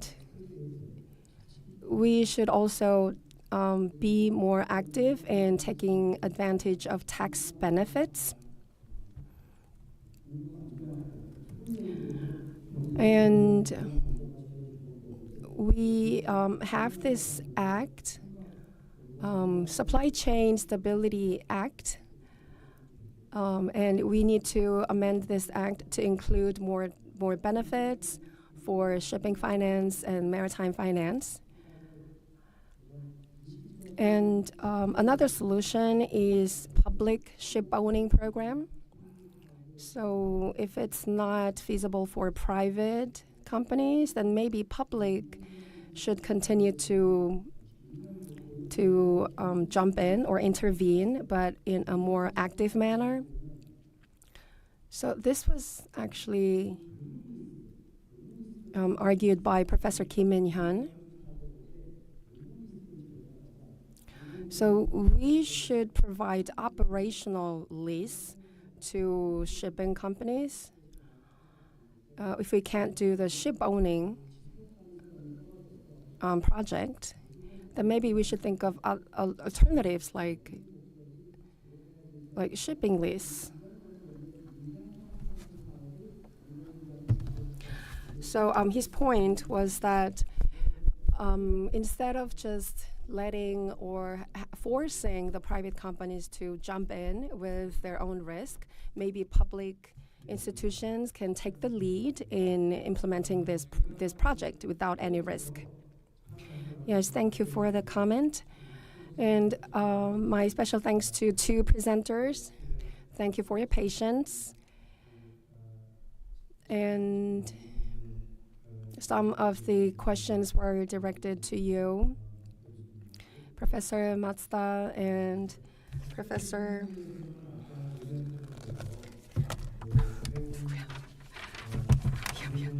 Sihinas. I'm sorry. So the environmental changes, we're seeing some environmental changes, and Professor Orestes? So I have a question for you, Professor Sihinas. So at the end of your presentation, you mentioned alternative source of financing. So you mentioned alternative source of financing. And how do you think it will take form in the future? So what will be the format of alternative source of financing? So I will let Professor Takuma answer the question first, and afterward, Professor Sihinas.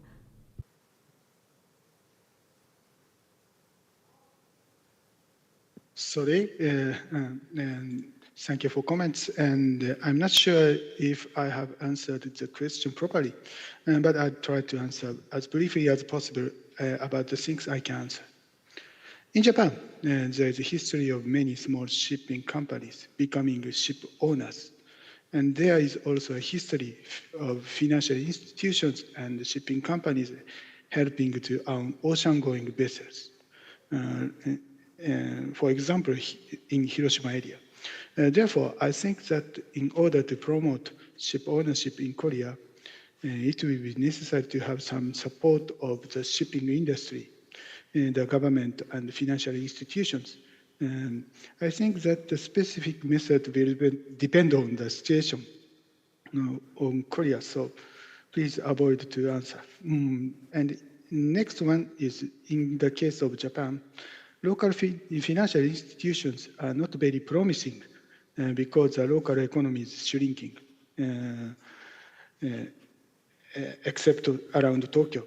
And on the other hand, it is not uncommon for the result of financing to very greatly depending on the skills of the person in charge of at a local financial institution. For example, in the same financial institution, results become different if if different person is in charge of financial activities. And so I would like to mention that human resource education is very important for maritime shipping, especially for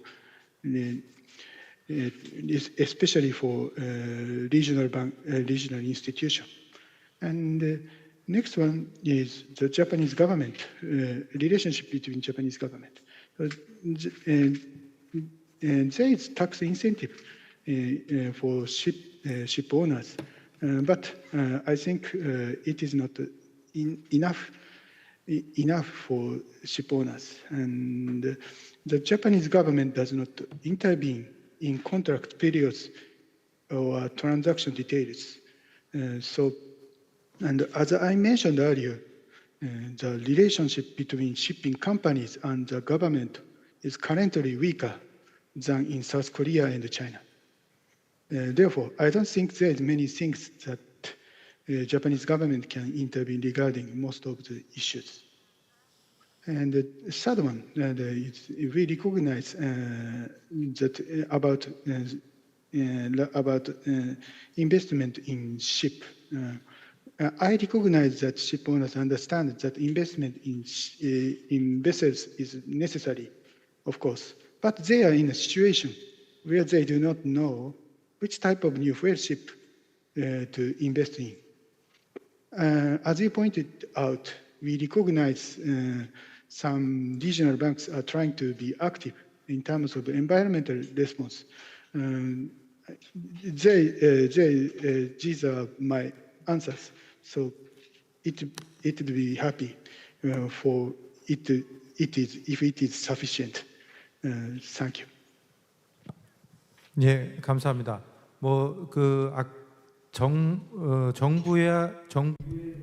So, in a nutshell, the government's support for the financial field is required, and not only the professionalism, but also the continuity of the job in the same position should be ensured. And the government's relationship with the industry will be unique in Japan. So now we are going to invite Professor Orestes Suhinas to answer the question. Thank you very much. First of all, allow me to agree with most of the comments that were highlighted by the, let's say, invited gentlemen at the panel. And I also agree that education and training is pivotal for the development of the cluster. That is also my experience in Germany, where I had, let's say, a key role in developing this expertise for the ship financing sector. But when it comes to banks, allow me to say that I think that you are attacking the problem of financing and the creation of a cluster by, let's say, using a big cannon to kill mosquitoes. And allow me to say why. Banks, as you very correctly said, are subjects of Basel III. So the reduction, let's say the shrinkage, the reduction of the exposure of banks to ship financing is not because shipping gives, let's say, has, let's say, a bad risk and yield results. Quite the opposite. Ship finance is a quite lucrative business, a very profitable business for the banks. The problem is Basel III and how the good quality of assets, let's say the good money internally, is allocated for projects. So in Europe, the solution was the alternative investment and financial mechanism, that is, let's say, the directive for the funds. And I think that regulated funds, that is, let's say, entities that can be easily set up by groups of experts, funds that have a very well-focused strategic objective. For example, a fund could, let's say, focus on small ships, coastal ships, or very green ships, or even ships that are, let's say, produced and manufactured in a specific region. I don't know, for example, in Busan. That could be, let's say, the solution. So we have funds for all the, let's say, for the whole spectrum of risk, and that means also for the whole spectrum of yield. And investors, either banks, institutional investors, and of course private investors, can also uh, let's say, put money into the funds. The interesting part is that the regulated funds, at least under the European framework, which is almost similar to the US framework, they have to follow all the reporting and all the, let's say, KYC and compliance requirements as we have for the large banks. So instead of, let's say, using a canon that is, let's say, a huge bank to allocate funds for clients, then smaller facilities, funds, for example, regulated facilities, could, let's say, do the job for you.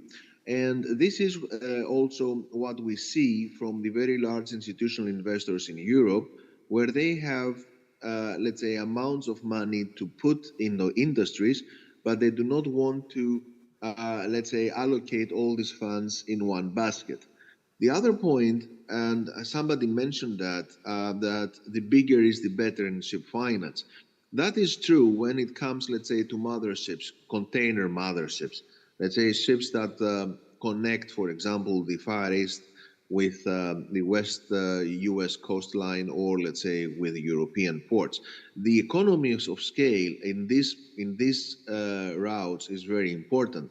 However, there might be other segments in the market, like the below 45,000 tons, let's call them handies, which is, let's say, a wider category, that could have a very keen interest originally.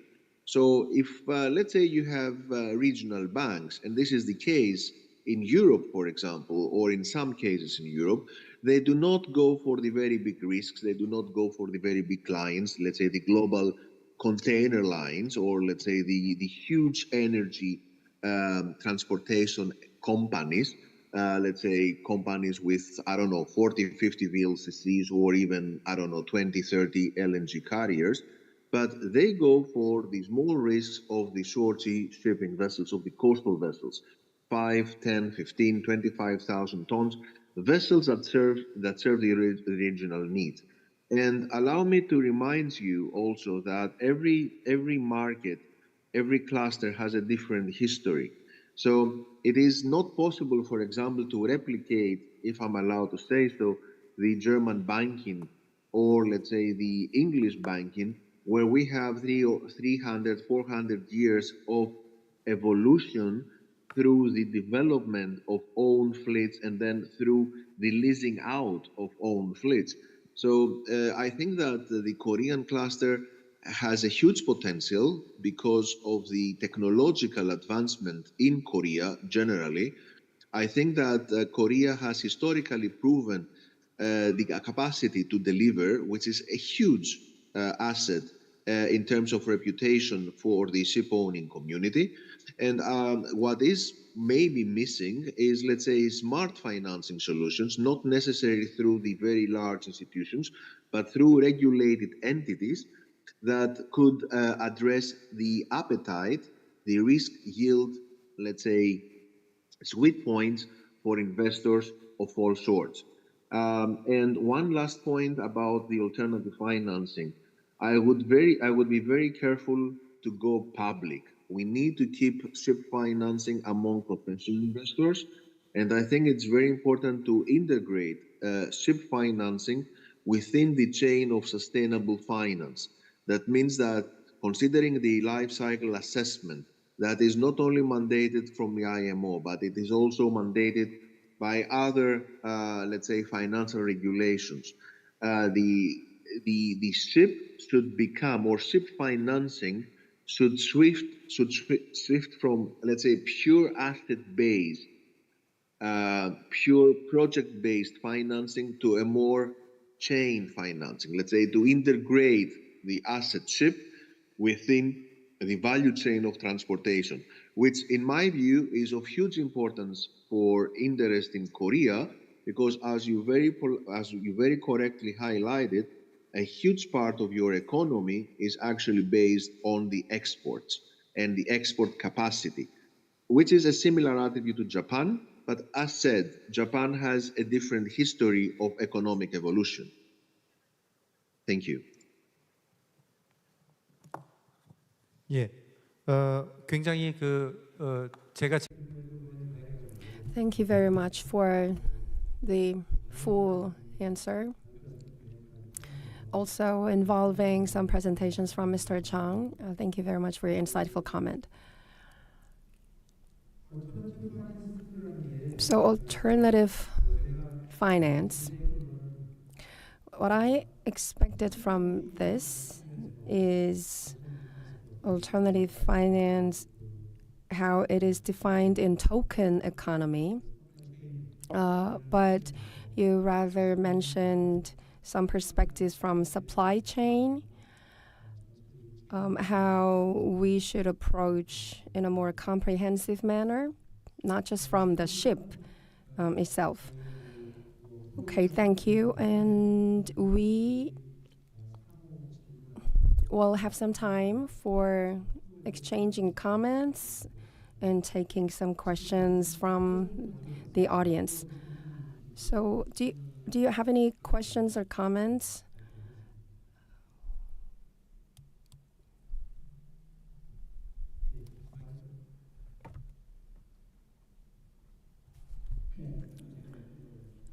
Thank you. I'm Namsu Park, and I used to work at Uri Bank. And I was working at the bank. Well, I didn't see any work related to ship financing because we didn't have any experts at the bank, expert of ships or ship finance. And we did see some cases where vessels worked as a collateral, and so you will sometimes have to put the vessel in the auction. Sometimes we see the cost of executing the auction is too high. The bidding is just the cost of bidding is too high. So sometimes this loss outnumbers the benefits. So this shows how much cost is required for any transaction related to ships. So maybe this is the area where government could jump in for help. But I'm doubtful whether this could be a big incentive or motivation for commercial banks.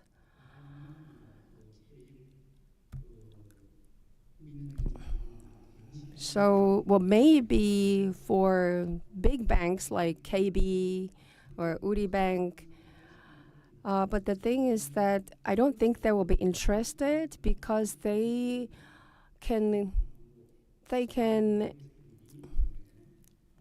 have so many other options that are safer, that are risk-free, and that are more profitable. So ship financing is not really attractive for them. And there's a bill that is proposed at the National Assembly where an entity where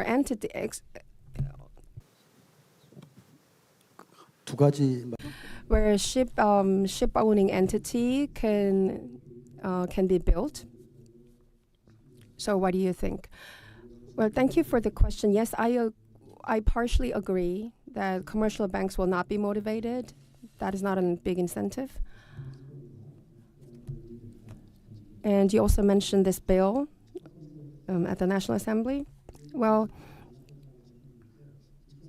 first, from 2003 to 2008, the accumulated exposure to ship financing was 30 trillion and Uri Bank took the largest share of that. So Uri Bank was really active in ship financing in those years.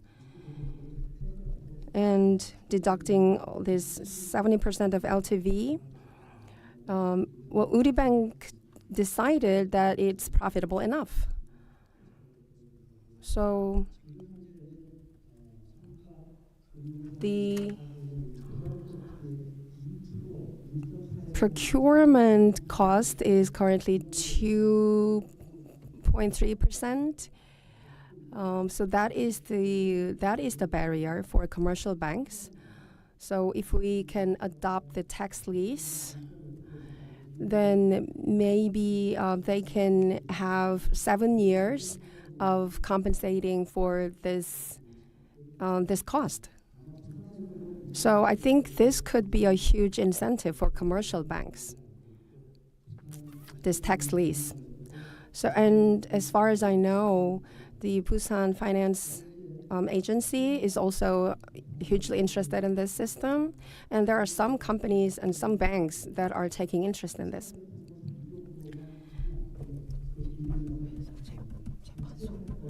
And you also mentioned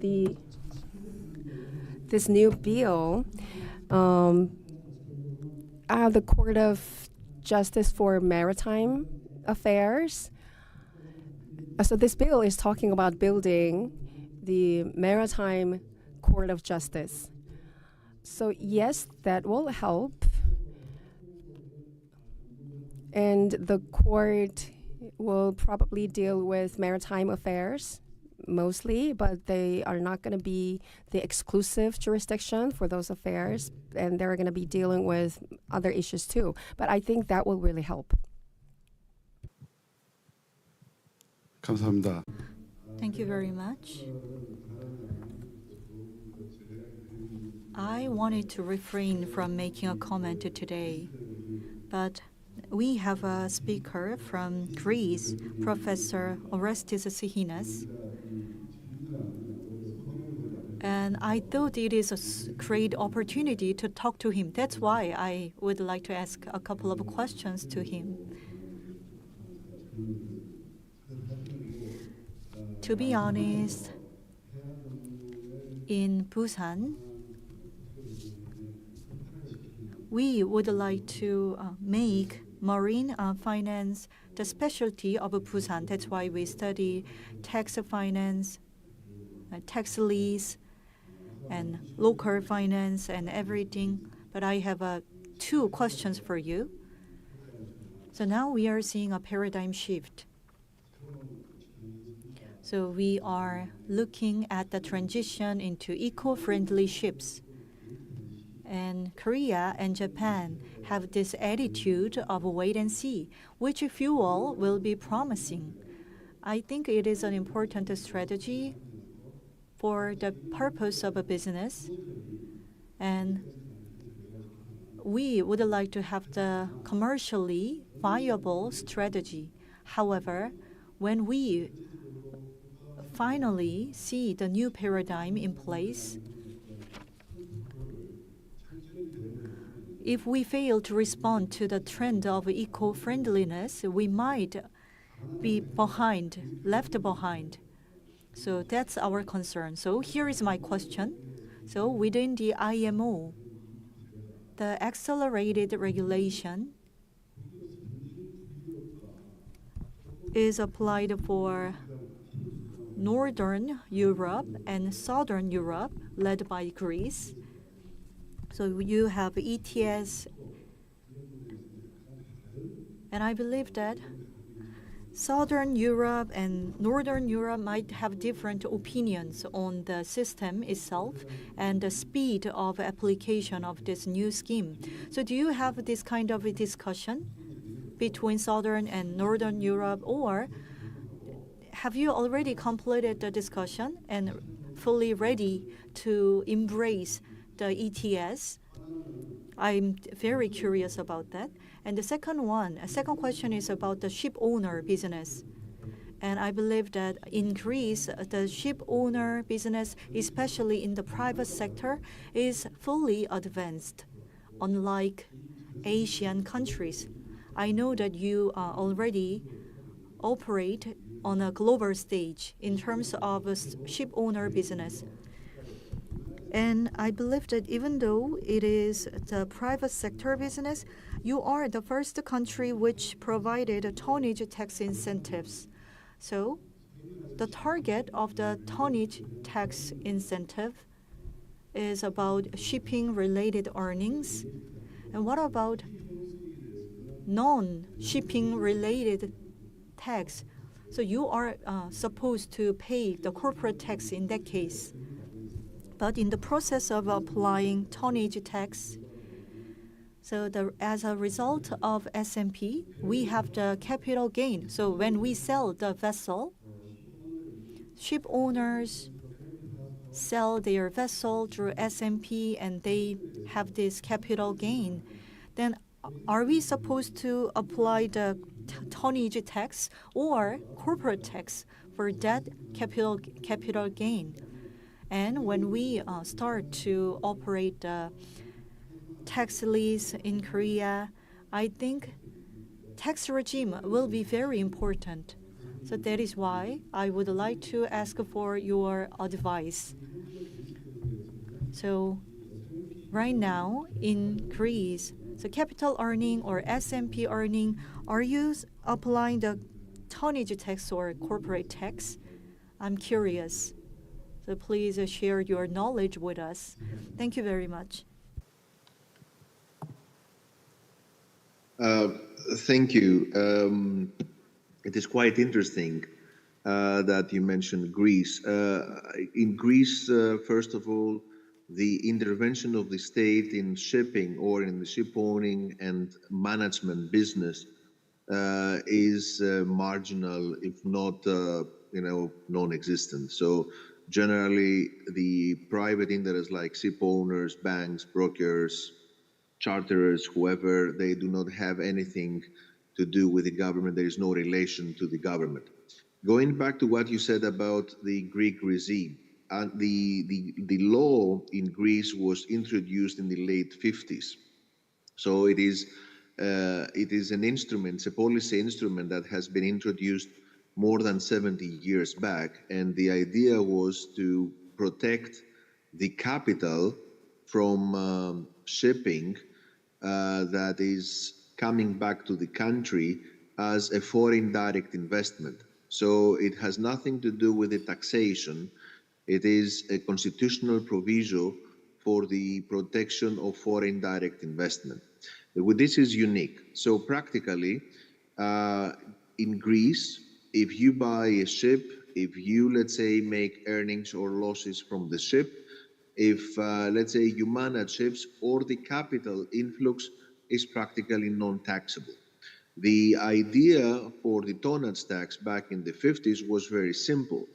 In order to estimate the corporate profit or loss, or let's say at the level of the asset, or at the level of the corporation, you need also to have, let's say, accounts. You need the receipts. You need all of these, let's say, elements that make the corporate profit or loss very well defined. So there is no issue.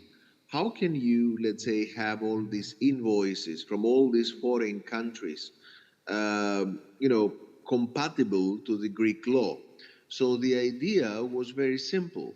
Instead of, defining the profit and the loss, there is a fee that is paid by the ship to the state every year, regardless if the ship is making profit or losses. I do know that this is a huge academic discussion. I do know that many policymakers still think that the best way of imposing taxes on ships is to consider capital gains. But allow me to say that in most states, practically in most European states, there is a tonnage tax regime. So there is no corporate tax, there is no tax on capital gains, or there is no other taxation burden. Going back to what you said about the financing and the ETS and the different interest between the north and the southern parts of Europe. As I said, the environmental regulation in Europe is becoming strict, even stricter than in other places. And the focus lies not on the ship or on ship operations, but the focus lies on the financial institutions. So the Europe is not attacking, let's say, shipping operations per se. Europe is attacking the financial institutions. That means that the capital that is provided from the financial institutions to shipping should comply to the, let's say, wider environmental policies. If these policies are good or bad, this is debatable, but at the end of the day, we just have to comply to the law. I mean, this is, let's say, it is a law, so we take it for granted. And about the technological risks, you are very well. I mean, what you said is accurate. Japan and Korea and other states at the IMO, they have adopted a policy of hold and see, because the debate is still on. What I can tell you is the following: the Northern European countries like Germany, the Netherlands, Norway, Denmark, these countries, they sell technology. Out of the ships that you are building in Korea, Japan, and China, I mean, let's be honest, almost, I mean, the major shipbuilding nations, the major shipbuilding activity is located in your region. So most of the ships that are built in your region, they have a large portion of European technology. Even if this technology is licensed, you understand that part of the revenue, or let's say a substantial part of capital, is returning back to the original designer of the engine or of the system. So these countries have they have an interest in selling technologies. Therefore, for them, the discussion about ammonia, methanol, biofuels, whatever fuels, is, let's say, of their keen interest, because at the end of the day, they develop technology and they sell technology. On the other hand, Greece mainly, Cyprus, Malta, let's say, as also members of the European Union, they consume technology. So the Greeks, they buy ships. The Greeks buy ships from you. And these ships, they have technology produced mainly in Europe or in the Far East as, let's say, key component. So the Greek owners are consuming technology. So for them, they have the debate is a little different. Question is, which is the right technology to buy? So they would like to eliminate. You can see that tier one companies, very large companies. Allow me not to make any advertisement, but you can see that they have already ordered dual fuel ships with ammonia. Some others are investing in technologies like oil and wind assist technologies, and some other interests, they also explore the carbon capturing and storage units. All of these technologies are part of the technological mix of the future. So we have to understand that the technology risk that was practically eliminated in the past, where we had, let's say, a very simple design of ship, let's say a large ship with one propeller, one rudder, and one, let's say, large two-stroke engine, this and only one fuel, oil, this is, let's say, the past. We are getting into the era where we have multiple technologies, we have multiple fuels, and we also have multiple missions. This is why I said before about the funds that have a very specific interest and appetite to support either technologies or regions or ship size or ship types, because this is, let's say, the different appetite and interest of the investors. So about ETS, yes, you are right, because in some countries, as I said, the ETS is already in place for many years. There are almost 10,000 companies involved in the ETS. I think that most of them are located in France, Germany, and the Benelux. Why? Because the industrial activity of Europe is there. While in Greece, the ETS is an unknown practice. And of course, shipping has always been isolated from the development and evolution of the European industries. So in conclusion, the Greek taxation scheme, let's say the tonnage tax, is a constitutional provision under the foreign direct investment. Therefore, there is no taxation. It is a very simple approach that has been introduced, that has been, let's say, also adopted by other nations. The differences are small.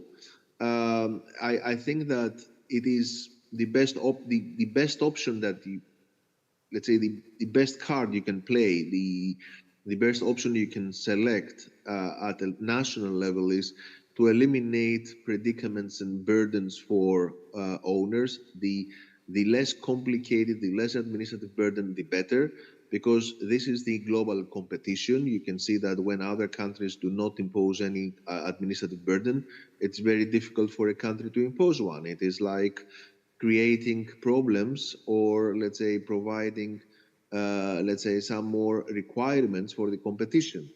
And this is one point. The second point is that in terms of technology, we are prepared for a technological mix. In 2050, this is the goal, where we expect to have 60% of the energy mix out of non-fossil fuels. Oil will be there, but emissions from oil is expected to be captured by carbon capturing units. I'm not so optimistic. And going back to the European business, in the north we produce technology, in the south we consume technology. Therefore, the clusters, or let's say the interests, have also a different approach. But going back to what I said, alternative investment financing through funds is the solution to address the appetite, risk, yield, interests of investors. Thank you. And Okay. I'm always happy to be in Busan and discuss in private. Okay, that's great. Yeah, thank you for your offer. 예, 감사합니다. 장장. 2.5 hours passed, but we had a really good discussion with a good topic. Thank you very much for your avid discussion and good insights. I'd like to thank all the presenters, panelists, and all those participants joining us online and offline. Thank you very much for the great session. Thank you.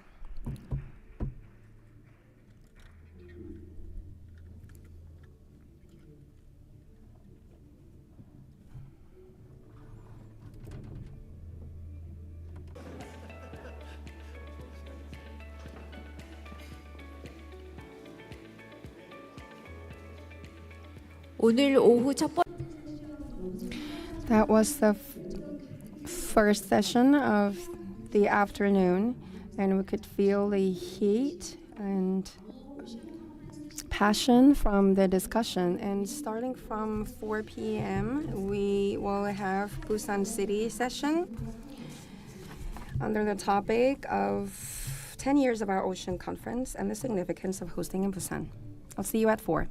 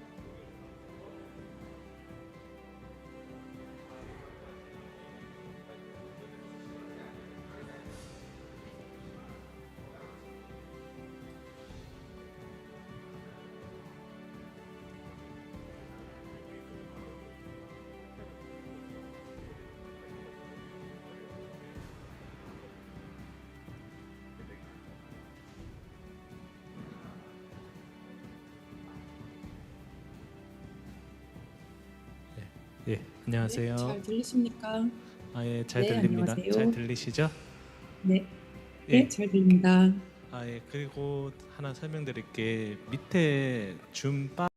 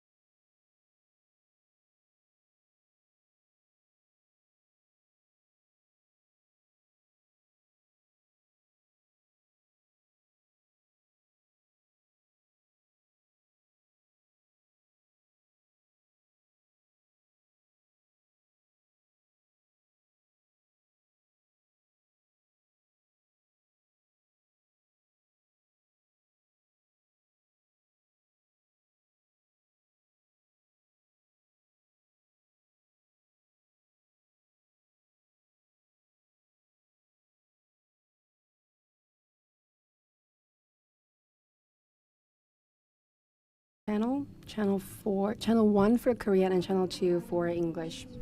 On a simultaneous basis, please be seated. Channel number 1 is for Korea, number 2 is for English.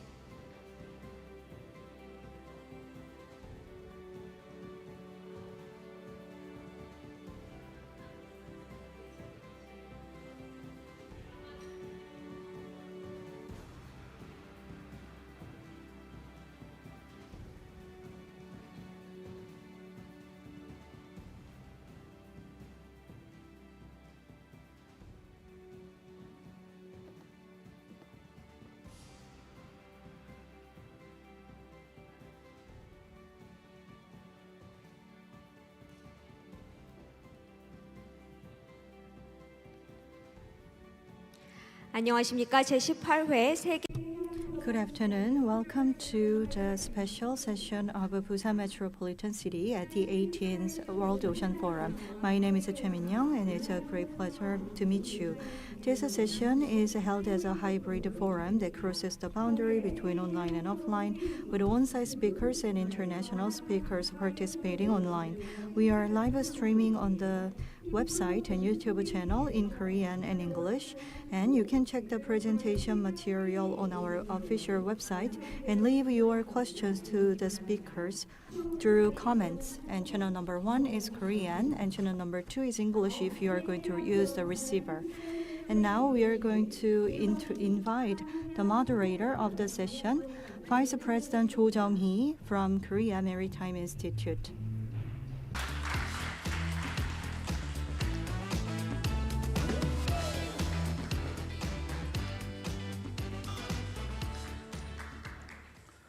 반갑습니다. Good afternoon.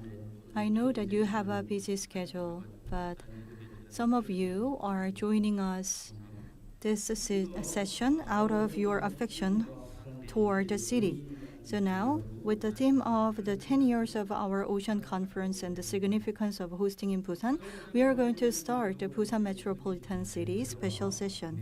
I'd like to thank all of our presenters and our national and international online attendees for taking time out of your busy schedule to join us today. This is a special session commemorating the Our Ocean Conference to be held in Busan next year and covers various new technologies and approaches to solve environmental problems and provides a strategic discussion on how to respond to environmental changes, such as standardization and integration of marine data through global data sharing and cooperation and international cooperation. The Busan special session has 3 speakers. First speaker is Deputy President Choi Ji-yeon from Korea Maritime Institute, and we have a speaker from the U.S., Mr. Snora Stammers, the research physician scientist of NASA Langley Research Center, and Mr. Park Tae-hyun from Oceans 5. And we also have Professor Kwon Bong-ho, Principal Research Scientist Kim Kyung-ryun, and Senior Researcher Choi Young-jun as our panelists. Now let me invite our first speaker, Deputy President Choi Ji-yeon from Korea Maritime Institute. You have 20 minutes for your presentation. Please come up to the stage.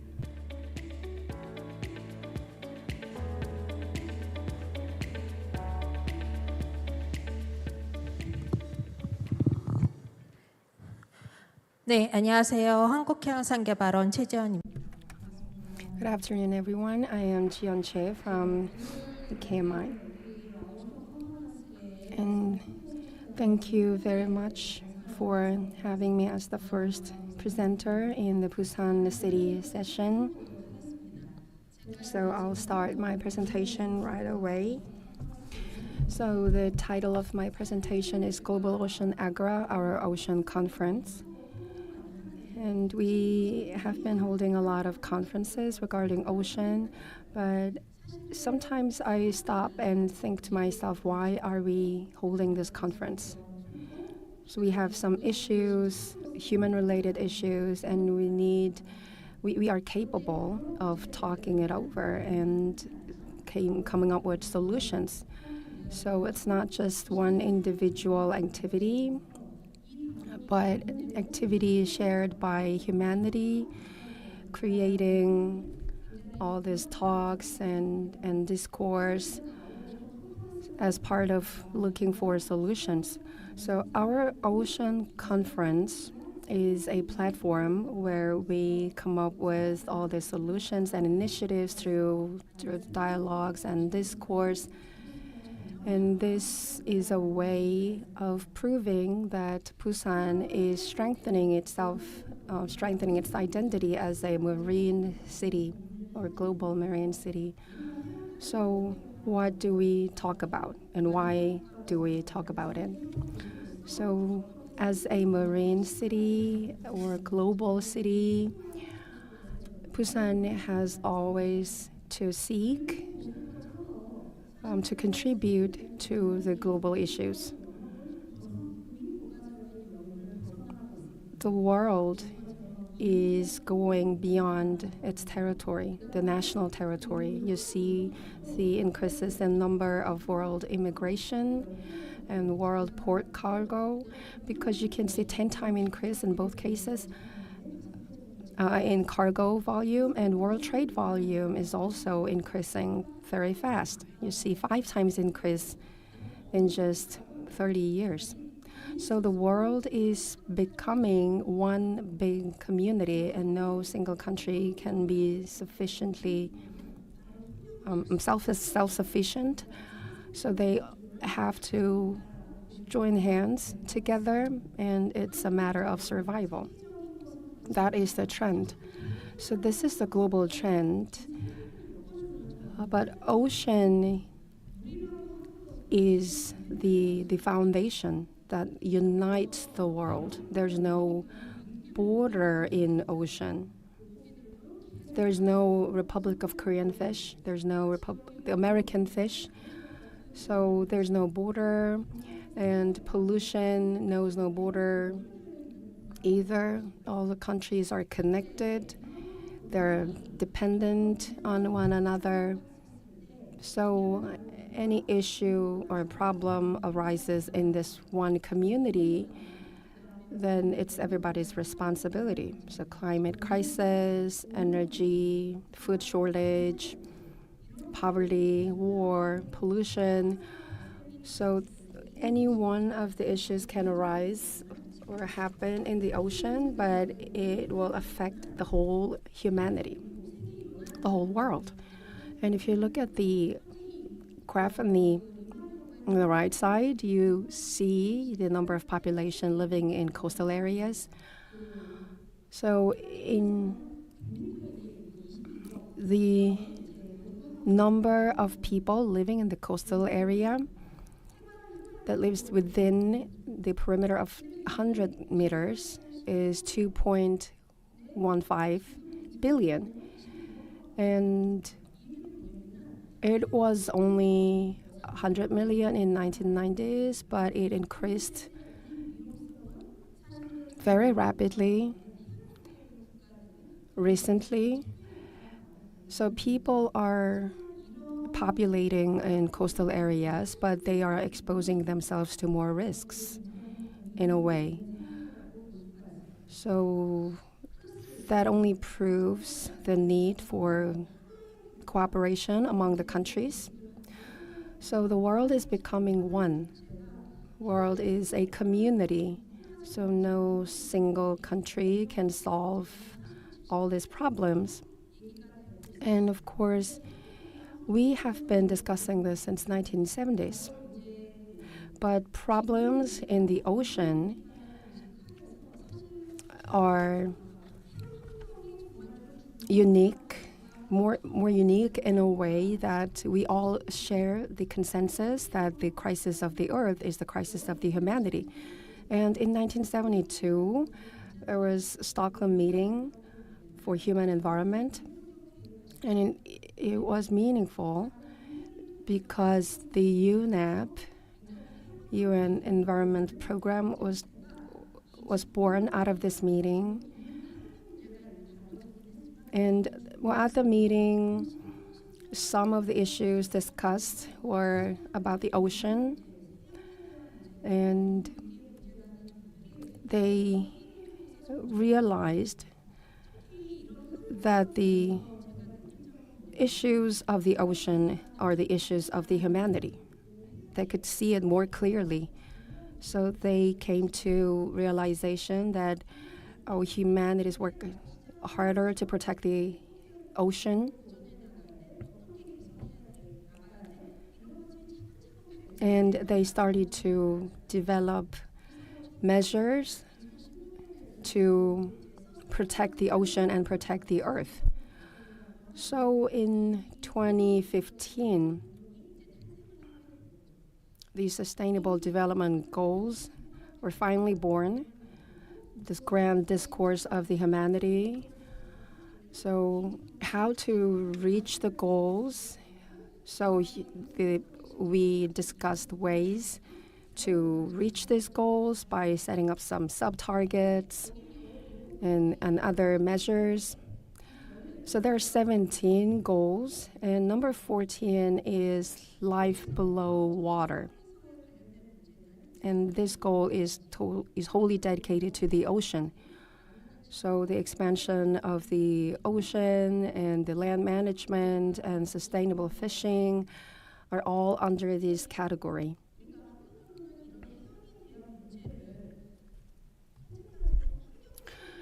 So far, it is admitted that we only looked at these issues from the environmental perspective.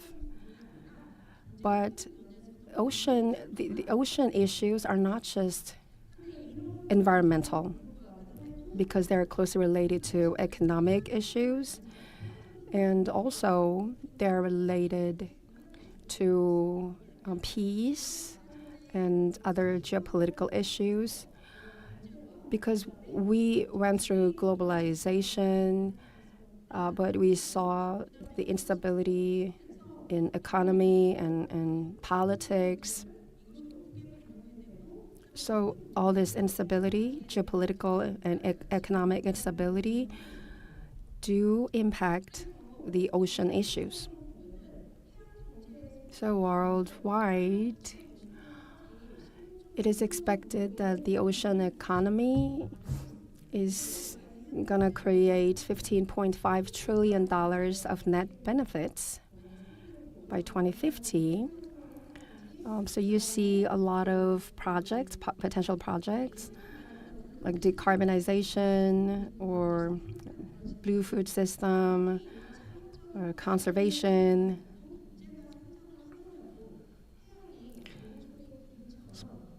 So we are talking about a lot of economy projects, but with the growing risks that can endanger our food security and our survival, for that matter, these projects will not be meaningful or even feasible. So people are saying that the risks are shifting towards the ocean. So Indo-Pacific strategy is being built right now, and that is to come up with ways to improve the economic situation or mitigate the risks. So this all proves how the ocean issues are being the agenda of the global discourse.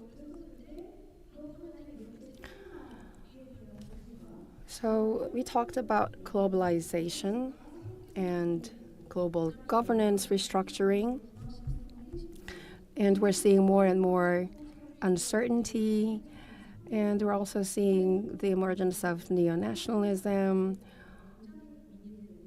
So what is the right governance, ocean governance? It's not just about the mix of consideration for health, inclusion, peace, prosperity, but we need to give appropriate share to all these important issues. And how to form the right type of ocean governance is an important issue. And any country or region that is able to lead this initiative or lead this dialogue will have a huge impact in the future. So there are several issues related to oceans. Some are economy, ecosystem, IUU, safety, security, economy, poverty, gender, and governance that is going loose. So all these are relevant issues. So all these issues must be discussed and must be woven into this proper type of ocean governance. And I think we're holding this ocean conference to come up with the right type of governance. So this AGRAM, ocean AGRAM, isn't to be led by just one country. It should be formed through discussion and consensus, and it should include health, peace, prosperity, and issue of inclusion. That is important to all the humanity. So our ocean conference should come up with this type of governance, and we should be able to have ample discussions regarding these issues at our ocean conference.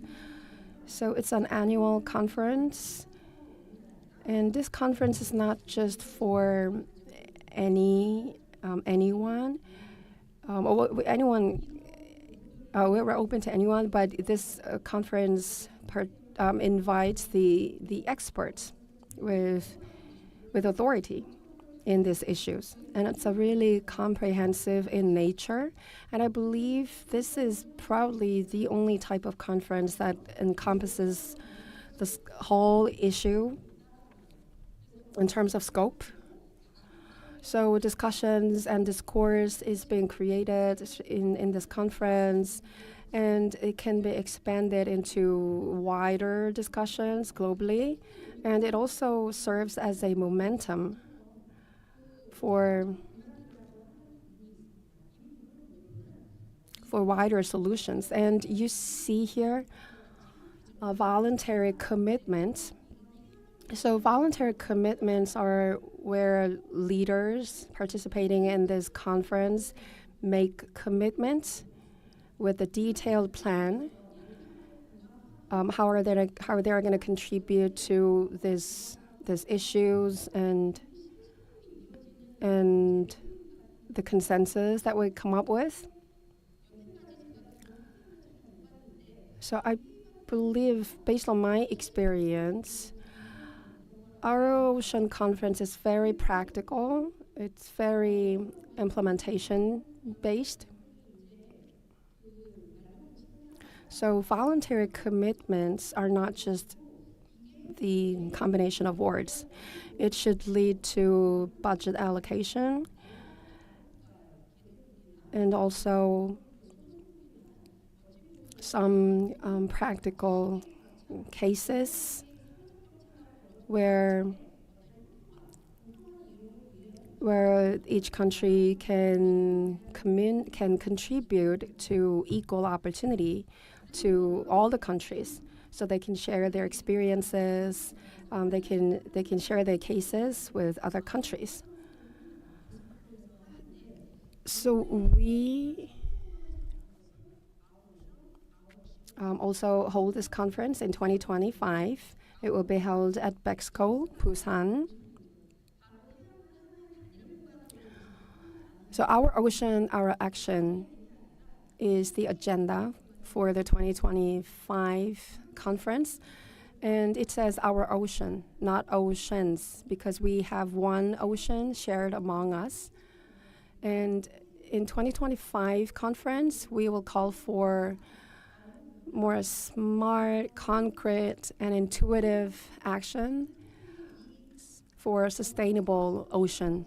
And we will have 7 sessions.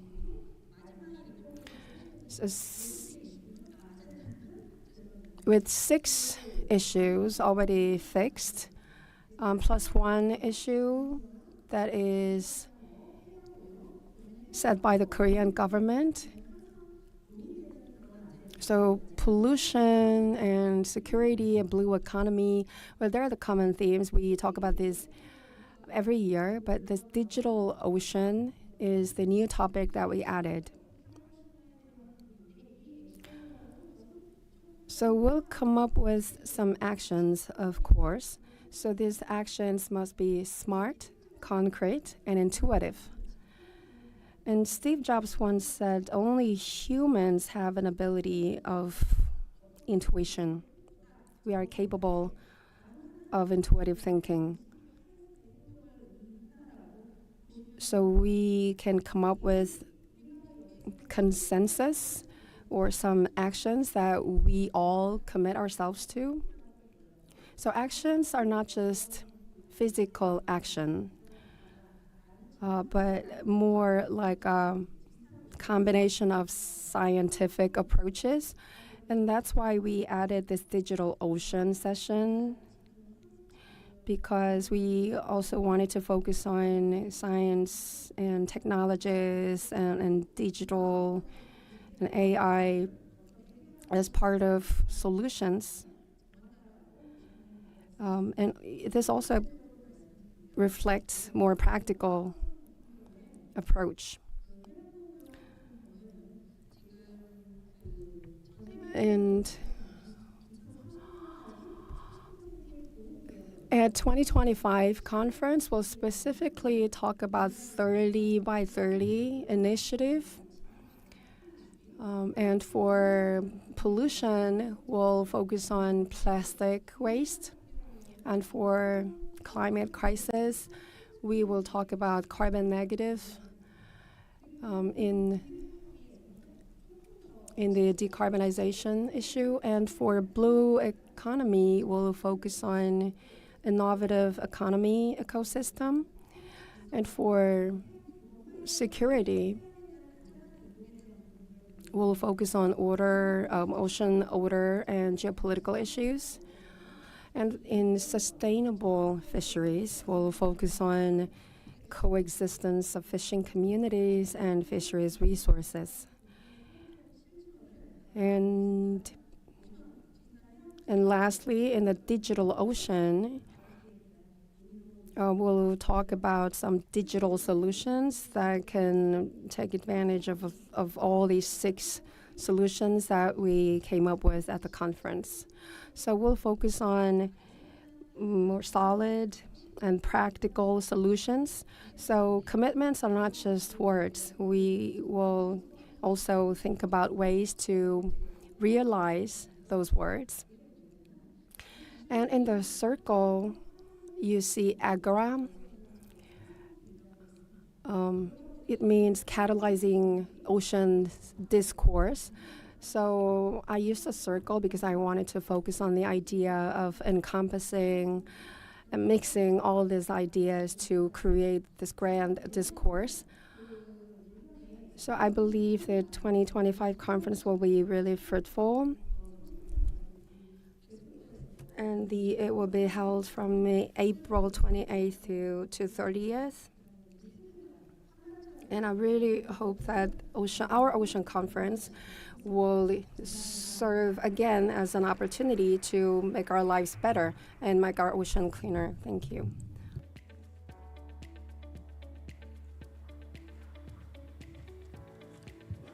예, 발표 감사합니다. Our Ocean Conference. Thank you very much for your conference on our Ocean Conference. Even if you didn't know about the conference before, you must have a much better understanding of the forum, and you will have you must have realized the significance of hosting the event in Busan. And what was the most impressive in the presentation was that no more talk. We need action. So we have an opportunity to take action in April next year at our Ocean Conference. Moving on to the second presentation. From NASA, we have a professor. We have a researcher, Nora Stemnes, who will talk about global climate change research utilizing Busan-SAT, an ultra-small ocean observation satellite. Please give him a big round of applause since he came from the U.S.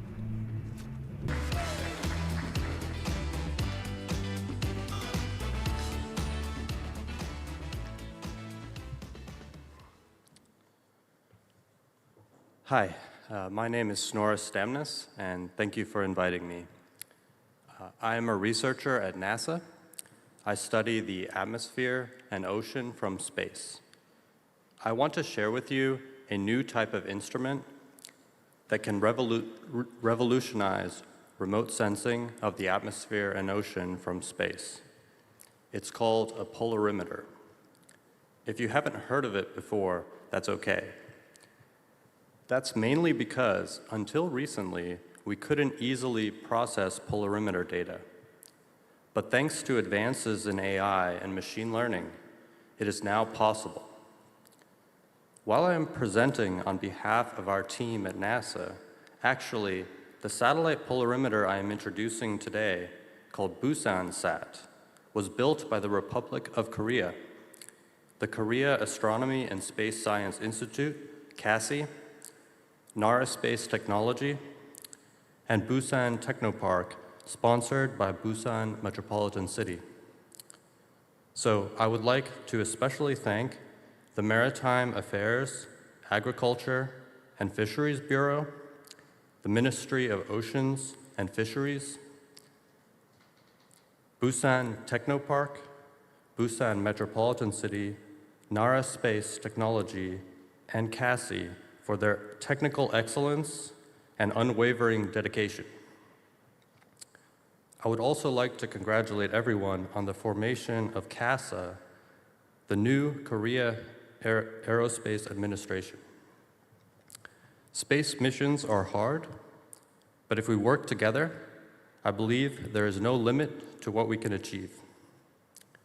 And I strongly believe that Busan-Sat polarimeter measurements, together with AI, will enable significant advances in Earth science, including the potential for first ever detection of floating ocean plastics from space and first ever small-sat polarimeter air quality measurements.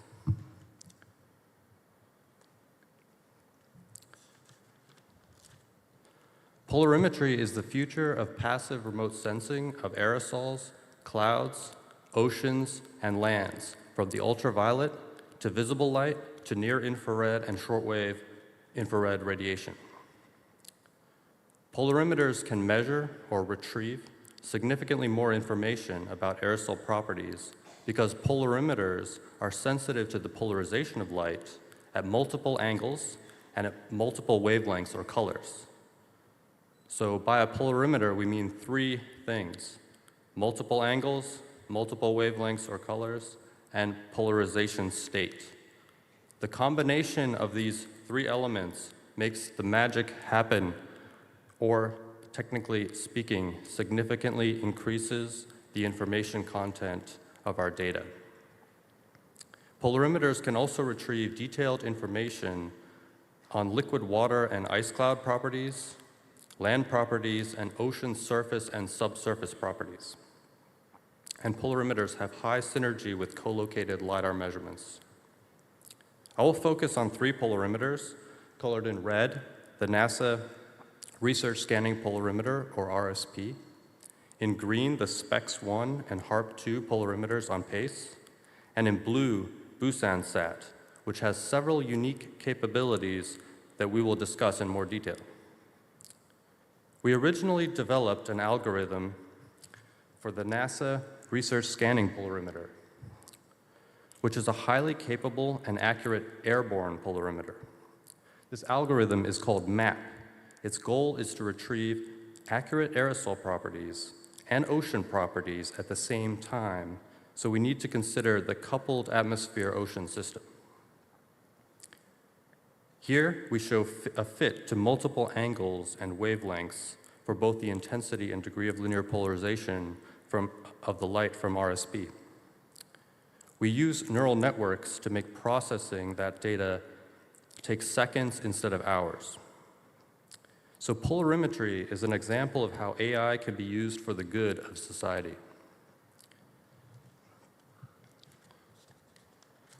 More recently, we have adapted this algorithm to the two polarimeters on the NASA PACE mission.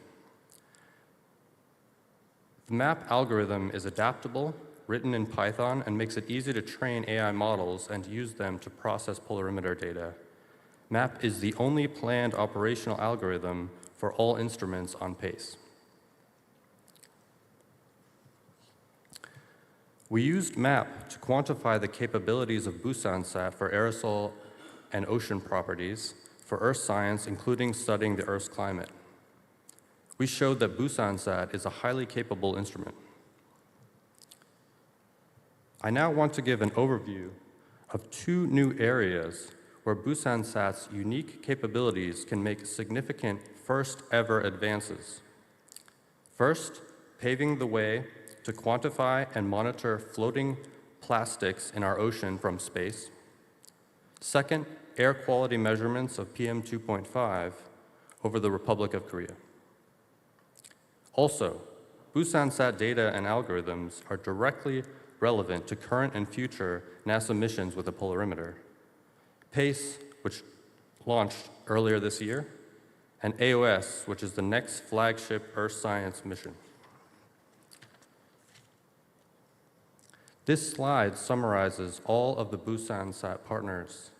On the Republic of Korea side, we have CASA, CASI, Busan Metropolitan City, Busan Technopark, Nara Space Technology, and Pukyong National University. On the US side, we have NASA Langley Research Center and Hampton University. Busansat has many ocean capabilities, but one of the most exciting is the potential to demonstrate the first ever unambiguous detection of floating ocean plastics. Busansat has two features that make this possible. Number one, fine spatial resolution of 1 kilometer by 1 kilometer or better to resolve subpixel variations due to sparse but high-density pockets of floating plastics. Second, hyperangular observation capability, so that we can use the degree of linear polarization to resolve changes in the ocean refractive index due to floating plastics. The presence of plastics pollution is being recognized as an increasingly important issue for the ocean, so we anticipate many organizations and scientists are interested in this product. Busansat can also be the first ever small-sat polarimeter to measure PM 2.5 from space. PM 2.5 quantifies how many harmful particles are present, the kind that can penetrate deep into your lungs, and so it is very important for air quality. Busansat's polarimetry measurements at a fine spatial resolution of 1 kilometer enables neighborhood-scale measurement of PM 2.5. Potential users include Busan Metropolitan City, the Ministry of Environment, and the Environmental Protection Agency.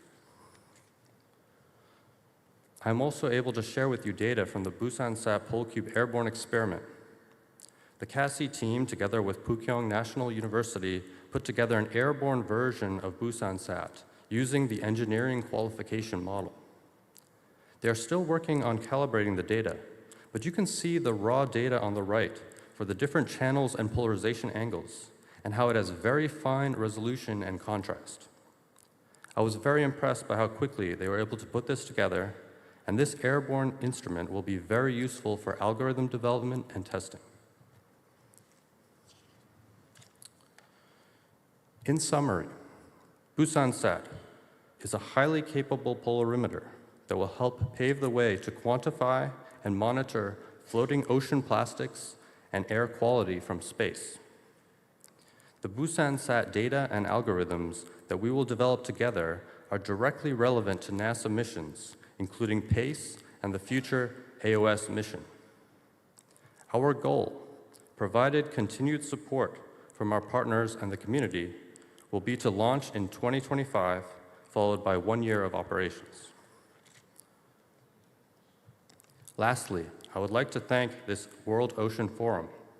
I've had the chance to talk to a number of you about Busansat, and we are all very grateful for your warm encouragement and support. Thank you.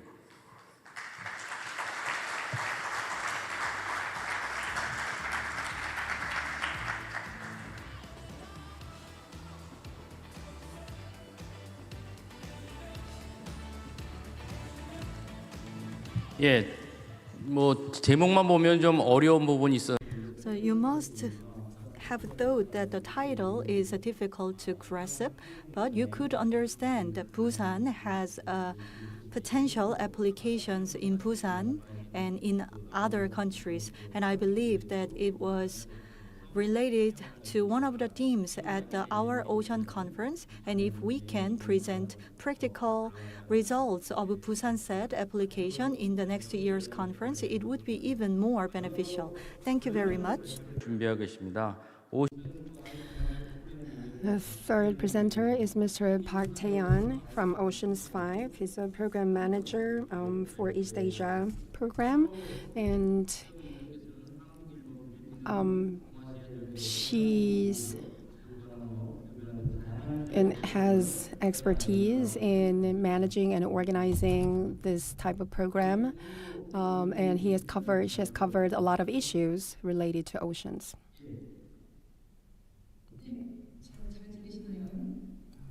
So do you hear me? Oh, okay, then I'll just go with my presentation. First of all, thank you so much for having me at this World Ocean Forum 2024. I am Tae-yeon Park from Oceans 5, so I prepared my presentation in English. 네. Firstly, thank you to the World Ocean Forum organizers, Ministry of Oceans and Fisheries and Busan Metropolitan City, and Busan Daily News for the opportunity for me to speak at this special session on our Ocean Conference. My name is Tae-yeon Park. I'm the East Asia Regional Manager for Oceans 5. It's unfortunate that I can't be there in person today, but I'm grateful to be able to join online. Oceans 5 is a global funders collaborative dedicated to ocean conservation. It's arguably the largest marine philanthropic organization. Our core program is grant making to other NGOs to support their work at national, regional, and global levels geared towards tackling the critical issues that our oceans face, including sustainable fishing, marine protected areas, and climate change. So why is ocean action important? I'm sure that our audience is familiar with the importance of our ocean activities, as well as Dr. Cho's previous presentation. Our ocean covers 70% of this planet. Its functioning and health is directly related to our economies and well-being. Sustainability of ocean-based activities span across the wide spectrum of industries and activities. In the context of climate emergency, ocean is not only important to buffer climate change impacts through heat absorption and carbon dioxide absorption, but also it is part of the solution. Ocean-based renewables present 10% of carbon emissions needed by 2050 to stay under 1.5 degrees Celsius. According to the High-Level Panel for Sustainable Economy, offshore wind and other marine renewables present 45%, of emission reduction potential in the ocean. The vast body of water that connects the continents have been and still remains the main transport for goods. Today, 80% of world's trade is moved by ships, which also is associated with billions of greenhouse gas emissions. That is equivalent to Japan's emissions. 40% of the world's population lives in the coastal area, where their livelihood, be it fisheries, tourism, or port activities, are directly related to the ocean. Fisheries and aquaculture production is ever increasing in demand, where it provides vital protein for the world's poorest populations. Estimated 60 million people are engaged in fisheries and aquaculture globally. Sustainable fisheries resources management is not only critical for food security and livelihood for the people that directly rely on them, but also for the balance of the whole ecosystem that provides for the commercial fish species. The list can go on, but I think we can agree that ocean action is critical for sustainability of our planet and therefore our economies. If it was all not enough, then perhaps the fact that ocean is responsible for over half of the oxygen that we breathe may convince you. Unfortunately, the status of our ocean does not look great. Despite the advancements in our technologies and industries, with increased petrochemical industries and widespread use of plastics, since the 1990s, there's been a significant increase at a worsening rate of plastic pollution at sea. You see in the bottom left graph. It is estimated that 8 to 12 million tons of plastics reach our oceans per year. Ocean pollution is, of course, not only plastics, but also chemical through runoffs, especially in nitrates from agriculture, is building up in the coastal areas, leading to eutrophication, where there is most marine biodiversity richness. Ocean acidification and sea surface temperature is increasing also at unprecedented rate and pace, accelerating due to increasing greenhouse gas emission. Fisheries and aquaculture production continue to grow, reaching a record of 218 million tons in 2021. As you can see, the second graph left bottom, sustainably fished stocks, the blue section, is decreasing, however, over the years, where underfished stocks remaining are less than about 6% only.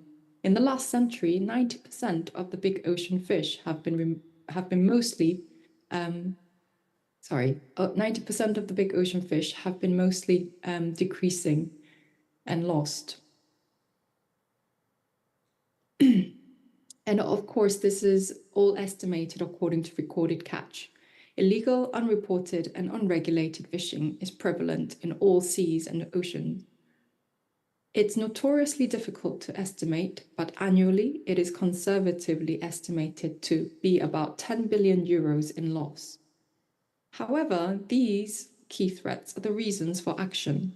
Much of our work at Oceans 5 and the Ocean Community Action supports the global targets, such as the SDG Goal 14 that you heard from Dr. Choi's presentation, as well as the Kunming-Montreal Global Biodiversity Framework's 23 targets, especially Target 3, or protecting 30% of ocean by 2030, to which the Global High Seas Treaty, increasing fisheries transparency, addressing climate change, are a vital part of the solution.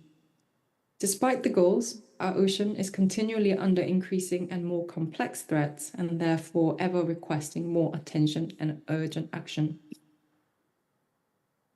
To address these global nature of ocean's threats, our Ocean Conference was initiated by the US State Department under the leadership of Secretary John Kerry in 2014. Since then, it has been the annual global event that has drawn international attention to the threats facing the ocean and mobilized concrete commitments from the world's governments, private sector, and non-governmental organizations. To date, the conferences catalyzed more than 2,500 voluntary commitments worth nearly 128 billion US dollars. While the focus action areas have been varied according to the host countries across the 6 broad areas of action that you heard in the previous presentation, tackling climate crisis, advancing sustainable fisheries, combating marine pollution, promoting marine protected areas, fostering sustainable blue economies, and supporting maritime security. Because it is an event with representatives from governments, private sector, and civil society come together, it provides a unique space that brings truly collaborative spirit to tackle ocean threats multisectorally. Since the beginning of our ocean conferences, Oceans 5 and our partners have been intimately involved in the conferences, largely in 3 ways: supporting tools and science to provide fact-based evidence building and management technologies, driving commitments through NGO activities and providing discussion space among stakeholders, and finally supporting the significant undertaking that is hosting our Ocean Conference to the host country wherever possible. Oceans 5 continues to be dedicated to the successful Our Ocean Conference session in Busan in April 2025, where there'll be a special 7th thematic of digital oceans that you heard previously. Why is it important? Especially since this is the first time that our Ocean Conference is being held in Northeast Asia, as well as celebrating the 10th year of the conference. South Korea is a maritime powerhouse, despite its relatively small maritime area, having a global footprint on ocean industries and action. It's home to the busiest ports in the world right here in Busan, and is also a leader in shipbuilding and marine engineering. South Korea is also one of the top 5 distant water fishing flag states, with over 250 vessels fishing across 16 different coastal states and 8 regional fisheries management areas. Additionally, with over 37,000 domestic marine fishing vessels, fishing vessel density per EEZ area is twice as many as China, 7 times that of Japan, and 12 times that of Norway. It's also the world's 8th largest greenhouse gas emitter, where just and sustainable energy transition in South Korea, especially recognizing the role of offshore wind energy, is critical to reaching net zero by 2050 globally. Additionally, it is home to globally significant marine ecosystems, rich with commercially relevant fishery species, as well as endangered marine organisms such as sharks, marine mammals, turtles, among others. Korea is, of course, also a major source and market for the global petrochemical industry. The result of the final negotiation towards a new legally binding agreement on plastic pollution in Busan later this year will be the basis of obligation for targeting and tackling the problem of plastic pollutions globally.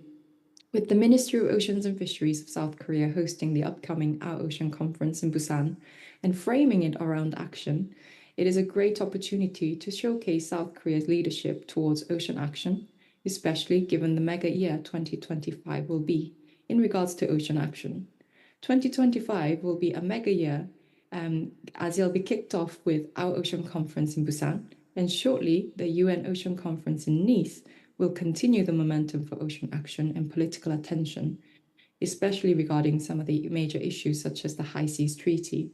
The end of 2025 is also a midpoint for the UN Decade of Ocean Science for Sustainable Development. Oceans 5 and our partners support both the host country as well as the active engagement from the global community to the conferences through our grant-making and global network. I'd like to highlight some of the great ways that NGOs have been collaborating and contributing to the success of our ocean conferences in the past. For example, in terms of tools and science, which may be of particular interest to this audience, making data accessible and transparent for activities that happen on such a vast area of sea is difficult. Therefore, it has been a particular area of successful and critical collaboration between NGOs and governments and other stakeholders to support action through informing them with analysis, assessments, and new tools. This, you see on the screen, is SkyTruth 30 by 30 Progress Tracker, which was launched in Athens, Our Oceans in April this year. This platform visualizes and helps account for the MPA actions at sea. With the context of Kunming-Montreal Global Biodiversity Framework's 30 by 30 goal, and still many gaps in MPA progress beyond perhaps MPA Atlas, which is complementary to this tracker, is based on reports areas only. SkyTruth and Bloomberg Philanthropies launched this powerful new tool, an interactive platform designed for general public to see how well the world is doing to meet the 30 by 30 goal in the ocean. Democratizing data biodiversity is critical, especially because achieving by 30 in quantity and quality requires all hands and minds on deck. Meeting 30 by 30 requires governments to establish robust MPAs. I encourage the audience to visit the site and explore the data, tools, and other resources available. As with any tools and technologies, widespread adoption will ensure its effectiveness. Fisheries activities, transparency, and accountability is also an area of action where there has been significant progress with support of NGO collaboration with governments and industry. Global Fishing Watch was launched in 2016 by Google in partnership with 2 international NGOs, Oceana and SkyTruth.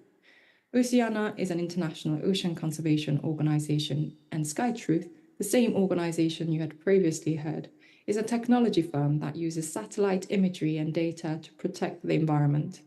Leonardo DiCaprio, the actor and ocean advocate, announced it at the Washington Our Ocean Conference that you see on the right here, bringing awareness to the issue and the Global Fishing Watch's website. Global Fishing Watch aims to bring increased transparency of human activities at sea by creating and publicly sharing map visualizations, data and analysis tools to enable scientific research and policy towards effective governance of our ocean. It uses commercial and government source data such as AIS, VMS, and satellite imagery. Since its launch, Global Fishing Watch has been partnering with governments around the world to share their vessel tracking data, providing technical support and analysis to partner countries to better monitor, survey, and control their vessels at sea. Another example is supporting the disclosure of commitments on MPAs made at Our Ocean Conference. As you heard previously, Our Ocean Conference is about commitments and action. In Athens, Our Oceans Conference, Oregon State University released Our Ocean Conference Commitments Assessment Report at their side event. The report evaluates MPAs and other effective area-based conservation measures announcements made at all conferences, Our Ocean Conferences, in order to promote accountability. The evaluation found, on the right you can see, 72% of MPA and OECM commitments was made since 20 of the OECM commitments made was from the Our Ocean Conferences were implemented. However, it also showed that there are still commitments that have not been completed. Their research brought attention to the fact that 40% of globally implemented areas in MPAs came through announcements made at the Our Ocean Conference. This highlights the importance of a global stage commitment to accelerate action on the water and what these announcements lead to actions. Here are some of the noteworthy announcements that were collaborated closely with NGOs and governments on MPAs that were committed at the previous Our Ocean Conferences. Of course, all of these came after months, perhaps years of science, stakeholder discussions, and workshops in preparation, a true collaboration that was celebrated on the Our Ocean Conference stage.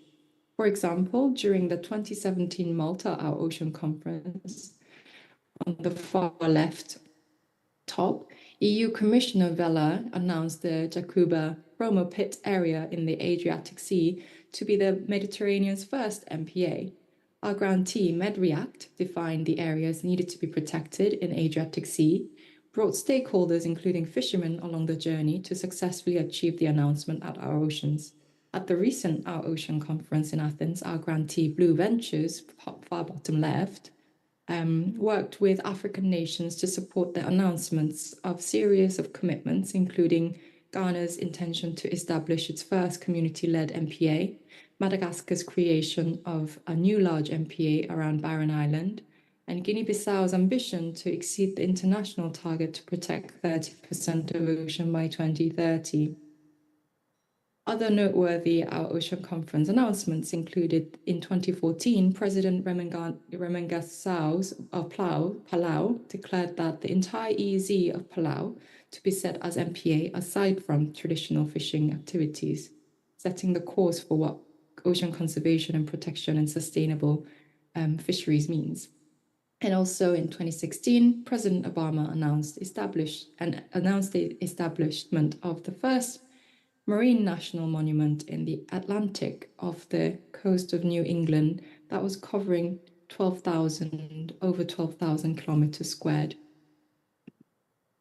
So there are multiple moving pieces in hosting Our Ocean Conferences. NGOs can help to support their various operations and logistics as well to make the successful event. It could range from hosting side sessions where active panel discussions can take place, getting panelists and representatives logistical support to present at Our Ocean Conference, and securing active participation from NGO community. To ensure continuity and operational support is in place to every host from 2025, a new Our Ocean Secretariat is hosted by the World Resources Institute that was launched in Athens. This effort was supported by Bloomberg Philanthropies and Oceans 5 funds and is expected to support capacity building and knowledge building through technical assistance to the host country. Another area NGOs collaborate towards action is through providing resources. For example, the Ocean Resilience Climate Alliance, a funders collaborative aiming to support ocean climate action, announced additional $50 million in commitments bringing the alliance's total investment to over $300 million. This effort will complement government's resources and private actions globally. Finally, apart from the conservation-focused examples I've given today, there are many examples and active NGOs across the pillars of Our Ocean Conference that help to shape and accelerate progress towards ocean action since the inception of our ocean conferences. And I hope this presentation has demonstrated some of the ways that NGOs collaborate with key partners through our Ocean Conference, which is a key international ocean event for the ocean community. Our grantees, both in South Korea and globally, stand ready to collaborate with you to make our Ocean Conference in Busan a success. Thank you very much for listening. 예, 발표 감사합니다. 조금 있다가 다시 한번 토론 시간에 참석해 주시면 감사하겠습니다. Thank you very much for the presentation, and we will expect you at the panel discussion session again. So we'll take a 10-minute break, and then we'll invite our presenters again. So we'll see you at 5:10, right? Okay, 5:10. Thank you.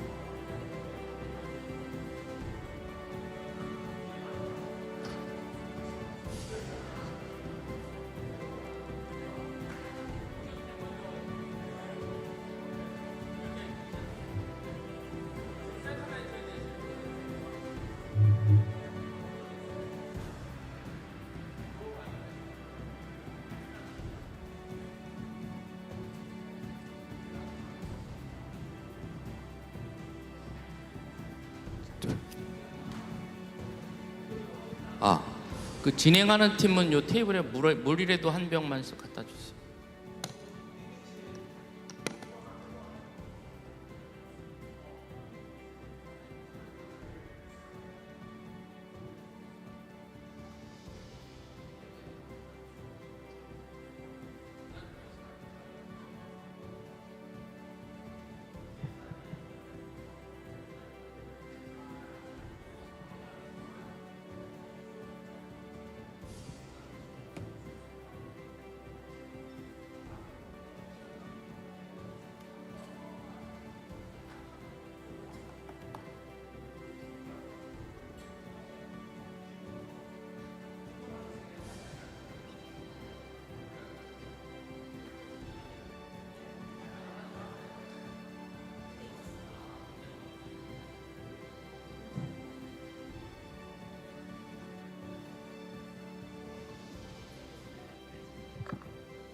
자, 그 오션5의 박태현 매니저님 들어오셨죠?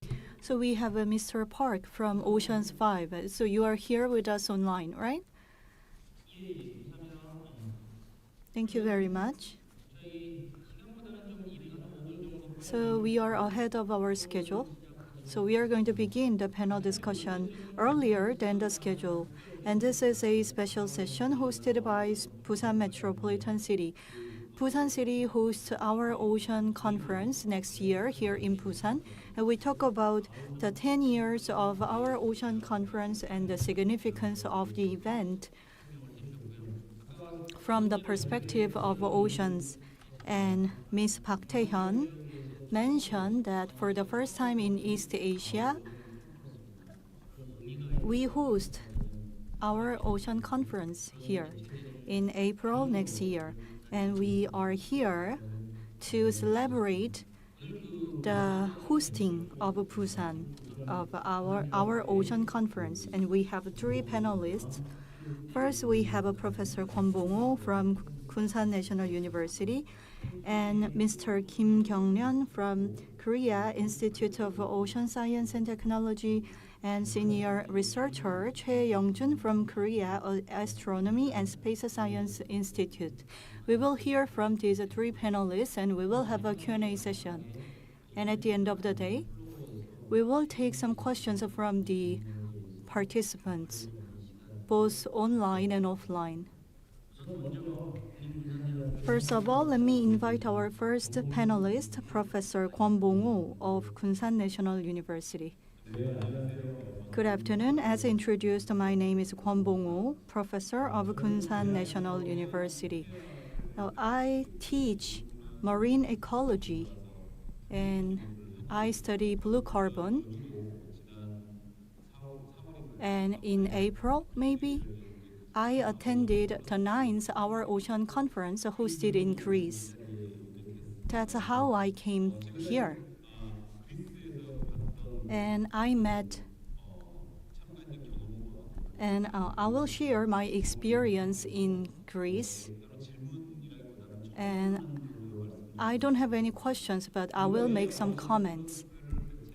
Then why do we have to host our ocean conference, and what do we have to do before hosting the conference? And let me add on to the previous discussion. We started in the summer, and the summer it was scorching hot. What does that mean? The ocean is scorching too, and sea level is increasing, and because of abnormal climate, I feel that the ocean is angry. That's why we have so many accidents on the sea. However, we cannot stay depressed. We have to find the hopes in the ocean instead. The ocean absorbs 50% of greenhouse gases emitted on land. So it is the storage facility of the greenhouse gas. So that is why the ocean is the victim of climate change and our problem shooter at the same time. However, our efforts to protect the ocean is not sufficient, not only to improve biodiversity, but to protect its function as the storage facility of greenhouse gases. That is why we have to preserve the marine ecosystem and ecology so that we can achieve the sustainable fishing, which is one of our sustainable development goals. And let me share some recent trends. IPCC announced a plan to develop the carbon removal technique by 2027. And by 2027, there will be the continuous publication on carbon removal technology, and it also contains the technology related to the ocean. And IPCC has developed various technologies recently and distributed the information to the government, institutions, and the private sector so that they can purchase the products which has the technologies. And as the previous speakers and our moderators said, we cannot stay depressed, and we should take action now. So from this perspective, next year's Our Ocean Conference, it has the slogan is Our Ocean and Our Action. I believe that it is very timely and meaningful. I hope that many countries will attend the conference so that we can develop action to protect the ocean. And personally, I will host a sideline session about blue economy, and I will gather policymakers from around the world to explore our potential measures. Thank you. 박수 쳐주셔도 돼요. 예. Please give him a round of applause.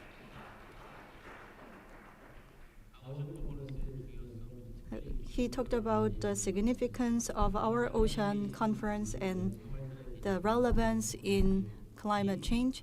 And all of you here will be there at the next year's Our Ocean Conference, I guess, because you already feel the need. That's why you came here.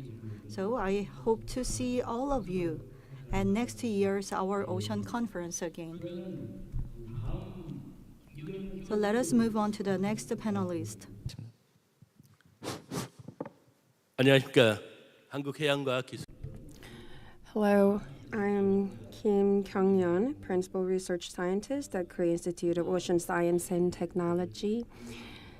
First of all, thank you for inviting me here. It's my honor. And I enjoyed the 3 presentations. And the topic for this session was 10 years of Our Ocean Conference and the meaning of Busan being the host. So the first presentation was about the issues, current issues, including the increasing population in the coastal areas and how the UN is taking this issue seriously and how we still have so many issues. And the second presentation was about the satellite technologies, how technologies can be used to tackle the ocean issues. And third presentation was about why tackling the ocean issues like microplastic is important, and especially the role of the NGO and civil society is important.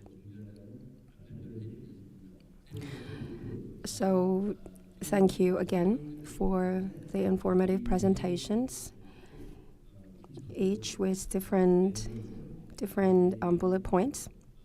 So we will use these presentations and learning from these presentations for the successful hosting of the Our Ocean Conference next year. So my comment here is 3.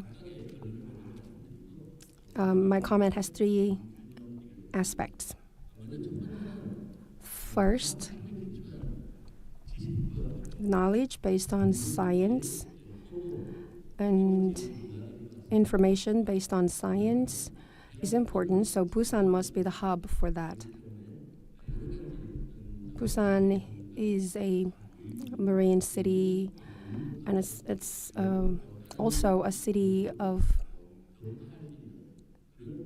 many capabilities, much capability.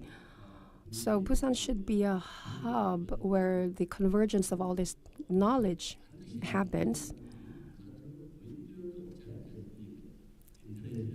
And of course, in this age, not all people should gather in Busan physically, but what I'm saying is that the legal systems and policies and the cooperation activities with the NGOs and civil society to increase awareness, all these activities should happen centered around Busan, and especially with our Ocean Conference. And second, in this day and age, knowledge is important, but doing any activity using this knowledge requires funding and money. And we can't solely rely on government funding or a budget. Busan City itself must work hard to secure the budget on its own. So, or it could be saddening to say this, but identifying new R&D projects and hosting big events requires money, huge amount of money. So Busan must work harder to secure enough budget for this type of events. And profit is also not negligible. Profit is important. So there can be many ways to secure budget, and donation could be one of the ways. And third one is environment. For example, there's this big grand mansion, but if you go into the toilet, the water clogs, the pipe clogs all the time, or you see these and that issue, minor issue, so you don't want to stay in this mansion any longer.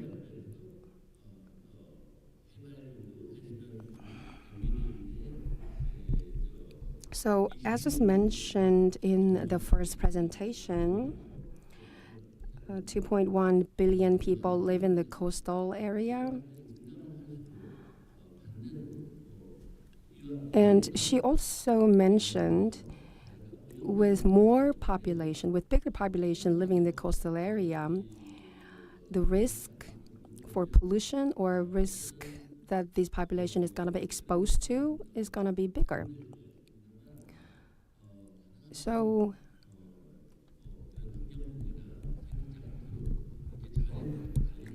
in out of all these issues, environmental issue is of utmost importance.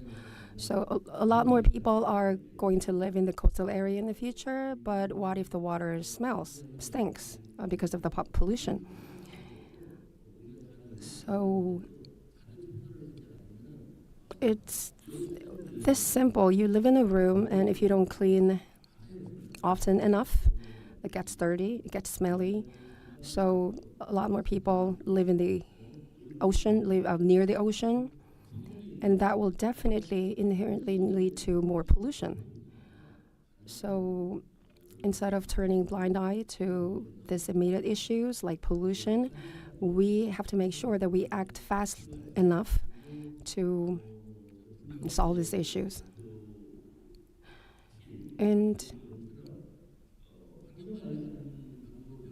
there could be many ways to deal with these environmental issues. And as was mentioned in the second presentation, there are technologies we can take advantage of, like satellite and drones, submerged drones or flying drones. So there are many technologies that we can use to, for example, detect the leakage of toxic chemicals or waste or garbage, or we can also use these technologies to live monitor the waste condition. So, and plastic pollution was also mentioned in several presentations. So the world is suffering from microplastic. So the trend of the research would be to predict or forecast what's going to happen in 5-10 years. And this type of research also requires convergence of technologies and knowledge. So microplastic is born out of this weathering process that starts from this big chunk plastic. So we should better monitor the big plastics and find ways to better collect the plastics, monitor this weathering process. So R&D efforts, and we should focus on R&D and develop the technologies. So first, we need to build the hub of technologies and science in Busan. And second,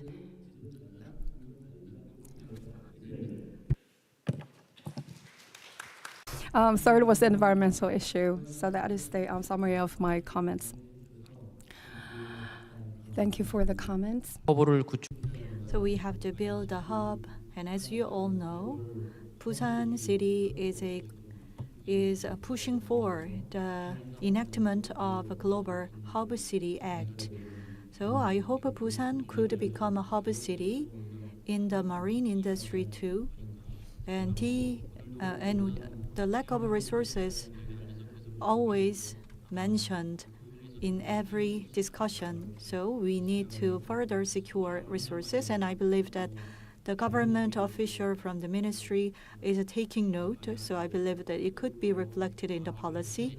And now we are witnessing the advancement of science technology. That is why we can find a new scientific approach to solve the problems. And this could be transferred to the developing countries so that they can solve their environmental problems as well. Our last panelist is Mr. Choi Young-jun from Korea Astronomy and Space Science Institute. Astronomy sounds very difficult, but he's going to make a comment on the satellite. Mr. Choi, please. Good afternoon. My name is Choi Young-jun from KASI. And today we talk about the Our Ocean Conference and what kind of a platform it is. So it helped me to understand the conference. So the first presentation, Ms. Choi gave me detailed and informative explanation on the conference. And I believe that Our Ocean Conference is a great platform for exchange. And we had the presentation of Dr. Stemness. And you talked about the satellite for aerosol observation and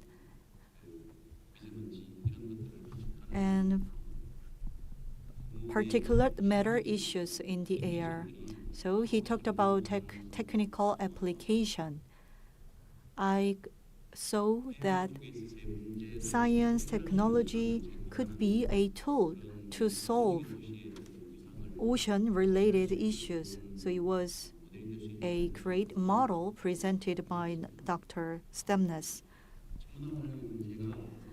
So I study astronomy, and my organization is located in Daejeon complex. And in Sacheon, we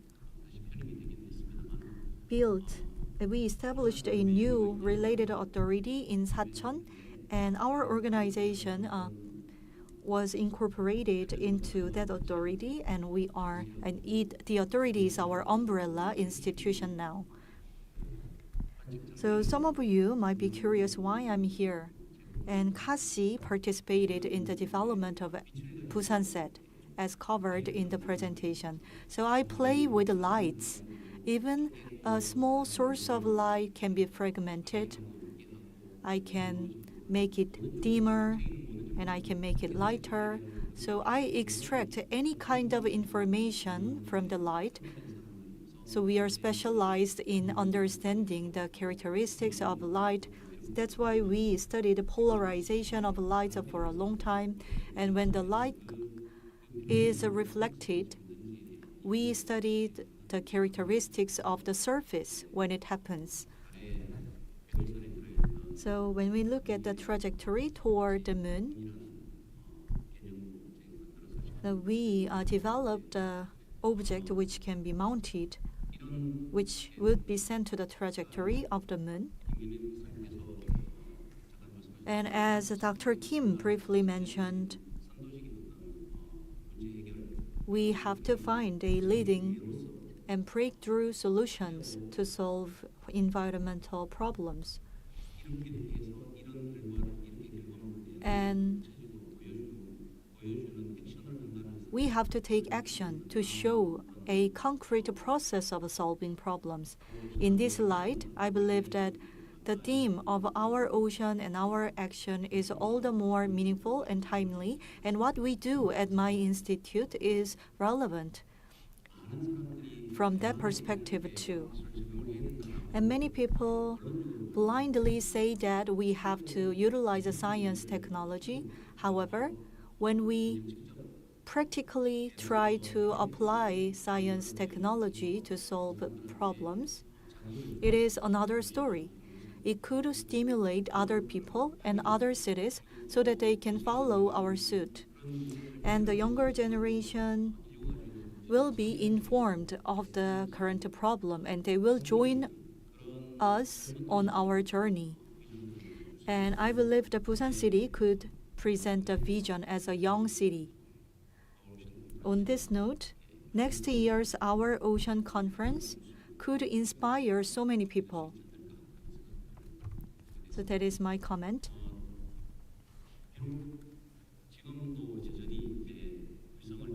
Still, we worked with NASA Langley Research Institute, and we encountered so many obstacles in the process. And maybe we will keep encountering obstacles. However, we learn how to be confident. So when problem comes in, we do not stop our process. Instead, we say that we solved the last problem, so we can shoot this trouble again.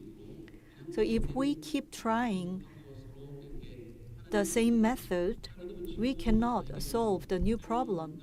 So we have to pull up our sleeves and we have to think new. And we can identify the core of the problem, and that's how we can develop the tool to solve the problem. And we would like to inspire other people through our attempts. As a scientist, and one of the most rewarding moments for me is the process itself I experience. So why did we start this project? Before the COVID-19, it was around 2018, China burned so much stuff, so there was a serious yellow dust issue in Korea. It was flown from China, and China asked for scientific evidence. But back then, Korea didn't have any observatory data to prove that. So I was angry. So how can we use light polarization data and polarimetry data to prove that? Even though I am specialized in astronomy, I really wanted to be part of that efforts. That's why I'm still working on the project. And when we have a problem, we have to be motivated to find a way to solve the problem. And I want you to join us on our journey of efforts. So all the ocean-related problems such as carbon and particulate matters and other types of environmental problems should be solved together. However, there are some geopolitical issues because we have the exact contributor of the issue when we have an in-depth look. So we have to try to secure the objective data, but at the same time, we have to study the political issues which could be touched upon as the ripple effects of our study. And to do so, we need objective data, scientific data. However, at the same time, we have to look at this problem in the context of geopolitical context. So maritime situational awareness is a buzzword these days. So as we did in the space, we have to be aware of the situation in the ocean that is becoming more and more important. So through this kind of conference, I believe that we can heighten our level of understanding on the issue, and we can cooperate to find measures to solve problems. And this is the end of my comment. Thank you very much. So he is an astrophysicist. So when we look at the Earth from the space, it looks like land floating on the ocean. So the entire land we are living on are islands. It is not a continent with water. So our ocean is important. So we can change our perception. So we can say that every country is island, and the US is a larger island, Russia is a larger island, and Korea is a smaller island. So that is from the perspective of space science.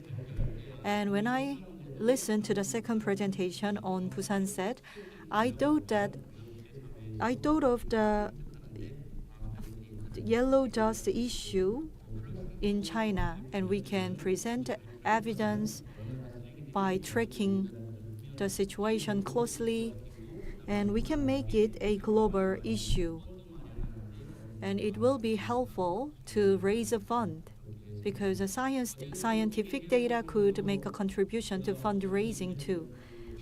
And our theme is Ocean Intelligence with AI this year.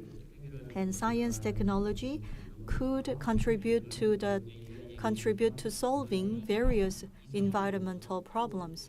And the technology is advancing faster than our expectations. So we need to manage our environment in a sustainable manner. However, science will be key in the process. And Microsoft gave a presentation on data center. The data center will be buried under the water in Scotland. So for example, we can build a data set related to the ocean under the water, and I believe that it could give a stronger position for Busan to become a maritime hub. That was my idea. So we listened to 3 presentations, and we heard from 3 panelists. And I believe that then I will give 1 minute to each speaker to make additional comment. So let us start with Ms. Che. 1분보다는 Thank you. Could I use 30 seconds more? Thank you. I myself enjoyed the presentations and the discussions. And as someone who first came up with the oceans discourse concept, I believe that looking at the ocean only will not give us anything back. Because as Dr. Nora said, we have to think about the interconnectedness between the ocean and the space. So the ocean is in a micro level, of course, compared to the cosmos. But 96% of the ocean is uncharted as of yet, and it has such a huge potential. So, and in that sense, the ocean has something in common with the space.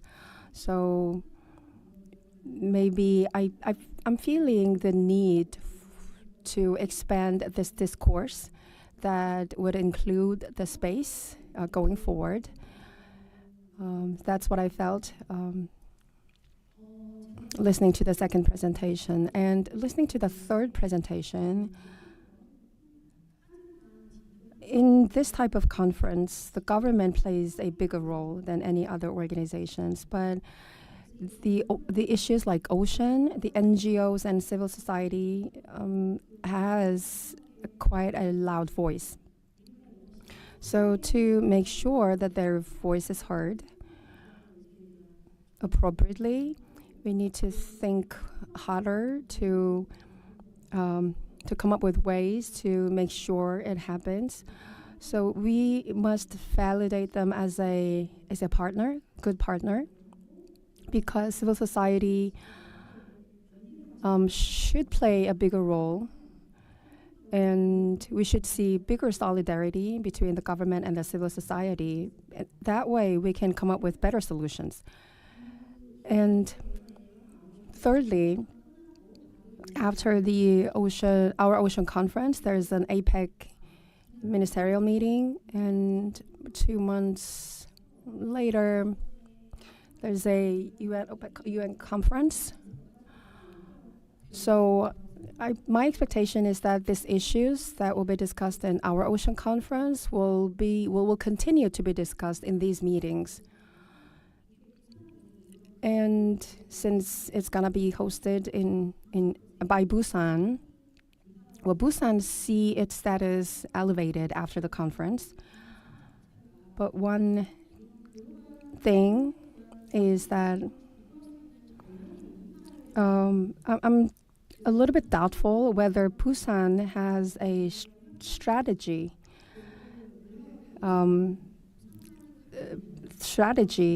to lead this discourse and lead this initiative. So Professor Kim mentioned that Busan should be a hub of knowledge and technologies. So we are already equipped with the capabilities of doing that. So we should act now to really see that realized.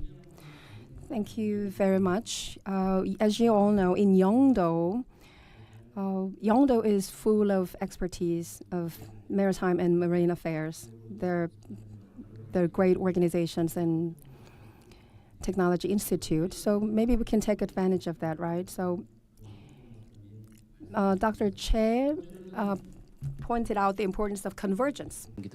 So Professor Stemness, you can make a comment. Okay, great, thank you. So you just heard earlier from Youngjun Choi.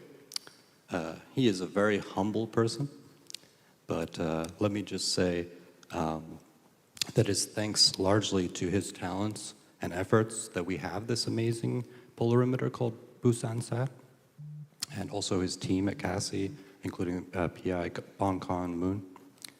I think definitely that polarimeter measurements, like from Busan-sat, are needed to solve outstanding challenges in ocean science and atmospheric science. A related point is that, as was mentioned, from space, the signal we measure is the atmosphere and ocean together. So that's what we mean when we say that the atmosphere and ocean are radiatively coupled. So I think it is important to encourage and fund cooperation between atmospheric scientists and ocean scientists, and also partnerships with AI organizations so that the ocean and atmospheric data can be used appropriately. Because to determine aerosol properties accurately, we need to know ocean properties, and to determine ocean properties, we need to know the aerosol properties. And this is especially important in coastal areas where the waters are optically complex and the signal from the ocean can be very bright. Thank you. 예, 감사합니다. Thank you very much. As Dr. Che said, this is the convergence of astronomy and oceanic science.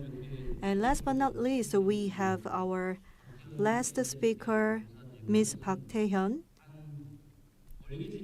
So you are joining us from far away, so I will give you 1 minute and 30 seconds. 아이고 이렇게 멀리 있는데도 들리시나요? So, do you hear me? Oh, thank you for inviting me, and I'm happy to join through online platform.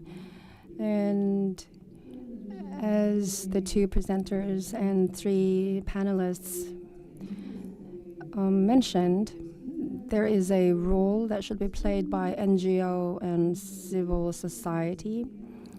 And I feel the stronger need for cooperation.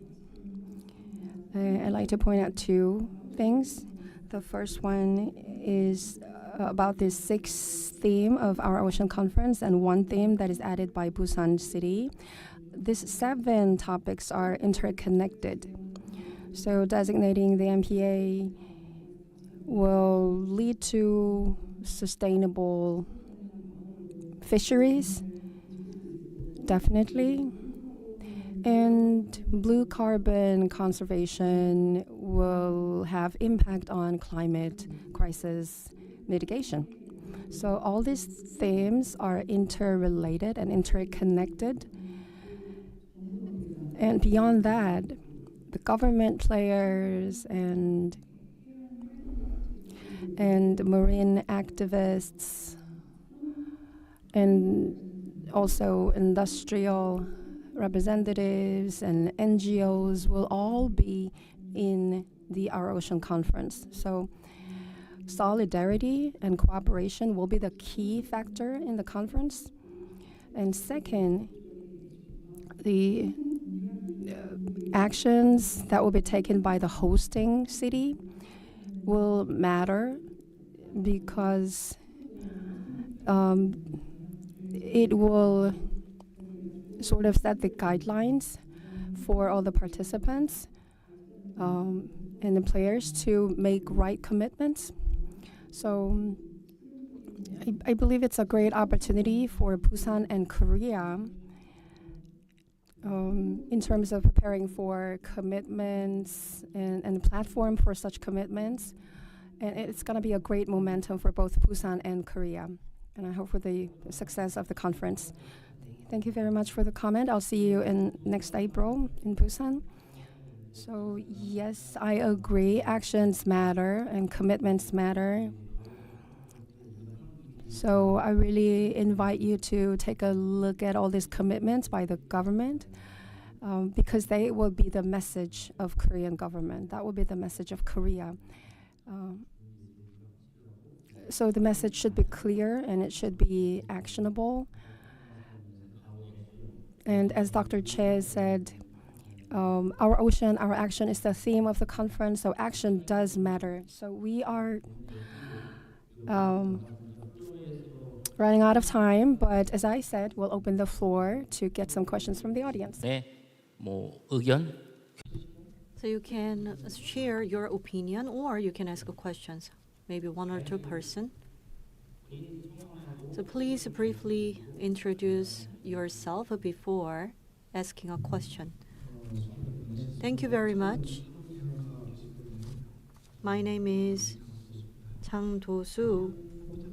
an advisor from an ocean-related institution. And I have a question to Dr. Choi, who is organizing our ocean conference. So you must be part of the process to organize the conference.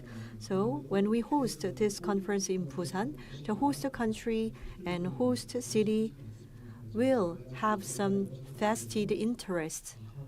So in the process of reaching conclusion, I believe that Busan City could play a leading role in the discussion, and the Busan City could set a theme and drive the discussion in the desired direction. So we have various issues, including pollution and IOU. So I hope that we can develop a concrete action plan instead of chanting the empty slogan. But if we try to achieve so many things at once, the focus could be scattered. So I hope that we can make a clear pledge for the Our Ocean Conference, which could lead to action among the public and lead to the tangible results on the global stage. So for example, in the US, there has been a heated discussion on mammal hunting, and we have different issues, including IOU. So I hope that Busan can find one iconic issue. Busan can develop an action plan. It could be a pollution, IOU, or illegal fishing.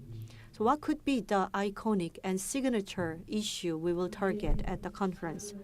그다음에 핵심적인 Thank you for the good question. It's a difficult matter, and we are in the process of coming up with the initiative, considering all that. But we're mainly focusing on human,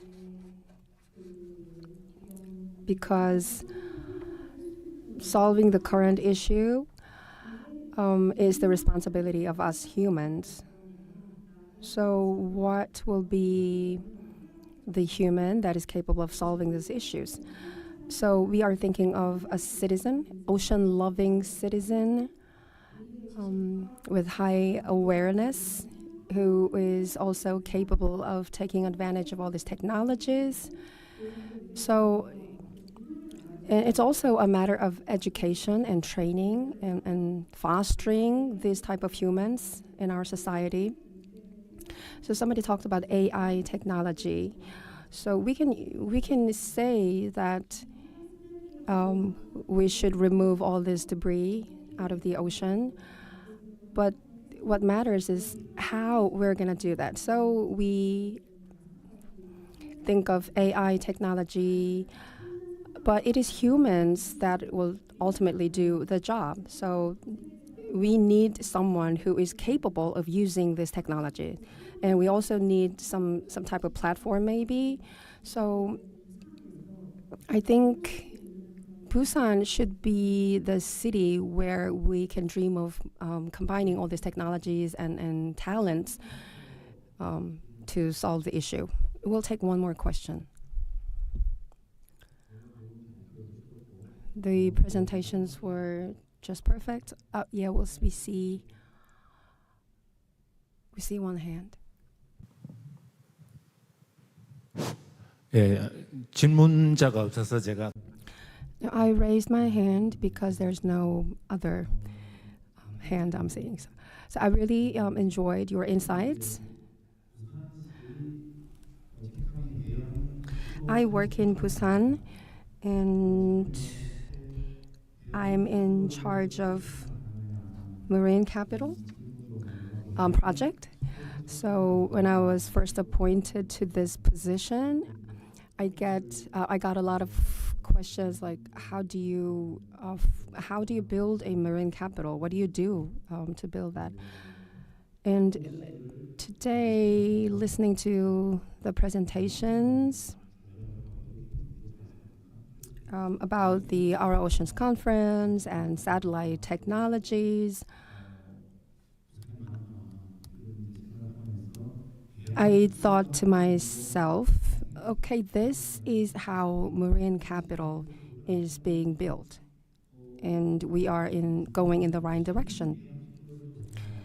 And 2 to 3 years ago, suddenly the government started talking about new marine capital.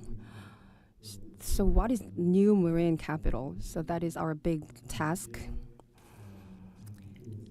So my question to Dr. Che. So Busan will host the Our Ocean Conference, and Busan is also tasked with building this new capital, marine capital. So your advice for this, that is my first question. And what is your advice on hosting the UNOC going forward? So what should we do? And my question to Dr. Stanlis. So I have a question for you. So I visited New Zealand, and from NASA, they talked about their observation on penguins using a satellite. So they could understand the ecosystem of penguin habitats. But Busan is doing the fine dust observation, so air quality observation, and floating ocean litter observation. So do we have the prior example of air quality observation, just like Busan said? And observation on penguin requires a very fine technology. But how, so for Busan set capacity, how accurate the technology is now? So it might be very hard to answer some of the questions because the research outcome is fresh out of the lab. So you can just share your opinions briefly. Dr. Choi first. Yes, I got 2 questions. So Neo Marine Capital, my advice on Neo Marine Capital and strategies for UNOC. I'll just make brief comments. For the first point, well, that is actually my research theme. So Busan is a port city, right? And also the Newport, North Newport. So port stands for people, ocean, revolution or regeneration, and trust. That is my interpretation of the port. So people cooperate and they trust one another to regenerate the port or to revolutionize the port. That's how I see the port should work. So, and I also coined the word city. So Busan is a city, marine city, but it's a CEATY, CEATY. And I have my research theme for that. And for UNOC, I thought about that. I focused on that last year. So basically, we have to focus on our strength. We have to be able to elaborate our vision. So what is the vision that Busan aims for? Well, if Busan makes clear of that point, I think it's really low-hanging fruit. So you have to focus on the strength first. Your turn. Yeah, thanks for your question. So I understood you had 2 questions. One was on air quality. Busan Sat can make advances in retrieving PM 2.5 because it has the fine spatial resolution, so the 1 kilometer by 1 kilometer, whereas on PACE, we have a 5.2 kilometer by 5.2 kilometers. It's a very coarse pixel, so you can't resolve easily then changes in air quality parameters. The other key feature of the polarimeter is that it can retrieve the aerosol optical and microphysical properties like the effective radius, so the size of the particles and the size distribution, and it can also get the aerosol types. You can separate dust from fine mode aerosol. So with that information, you can then get a much better estimate of PM 2.5. And the other additional piece of information from the polarimeter is the aerosol layer height. So it has a vast amount of information about aerosol properties. And related to your second question about habitats, marine habitats, so typically we will use ocean color measurements to study the health of habitats. But to get good ocean color measurements, you need to have a good atmospheric correction. And to get a good atmospheric correction, you need good aerosol properties. So you need a polarimeter like Busansat to also accomplish that task. Thank you. 예, 감사합니다. Thank you very much. It is almost time for us to wrap up the session. So timekeeping is the most important task for the moderator. So here I'm serving as a moderator, but I was impressed by the audience because none of you left in the middle of the session. So I believe that it shows the high interest in our ocean conference, and Busan City is excited about the conference. So I wish a successful hosting of our ocean conference in April next year, and I wish success of following conferences as well. And I hope that you can make your own efforts for the successful hosting. And Dr. Choi Ji-yeon is playing a leading role in the organization of the Our Ocean Conference, and thank you for your efforts. And I would like to thank the panelists and speakers and the audience. And I would like to also thank our online participant, Ms. Park Tae-hyun. And this is the official end of the special session on Busan Metropolitan City. Thank you very much.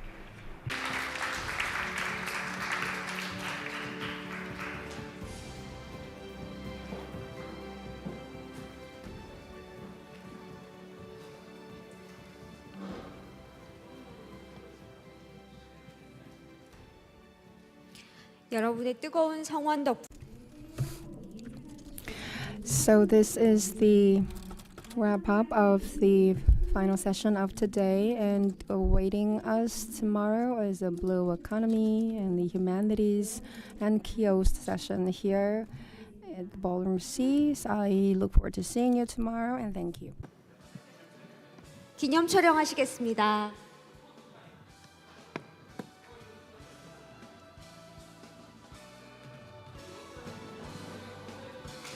Please come to the stage for group photo session.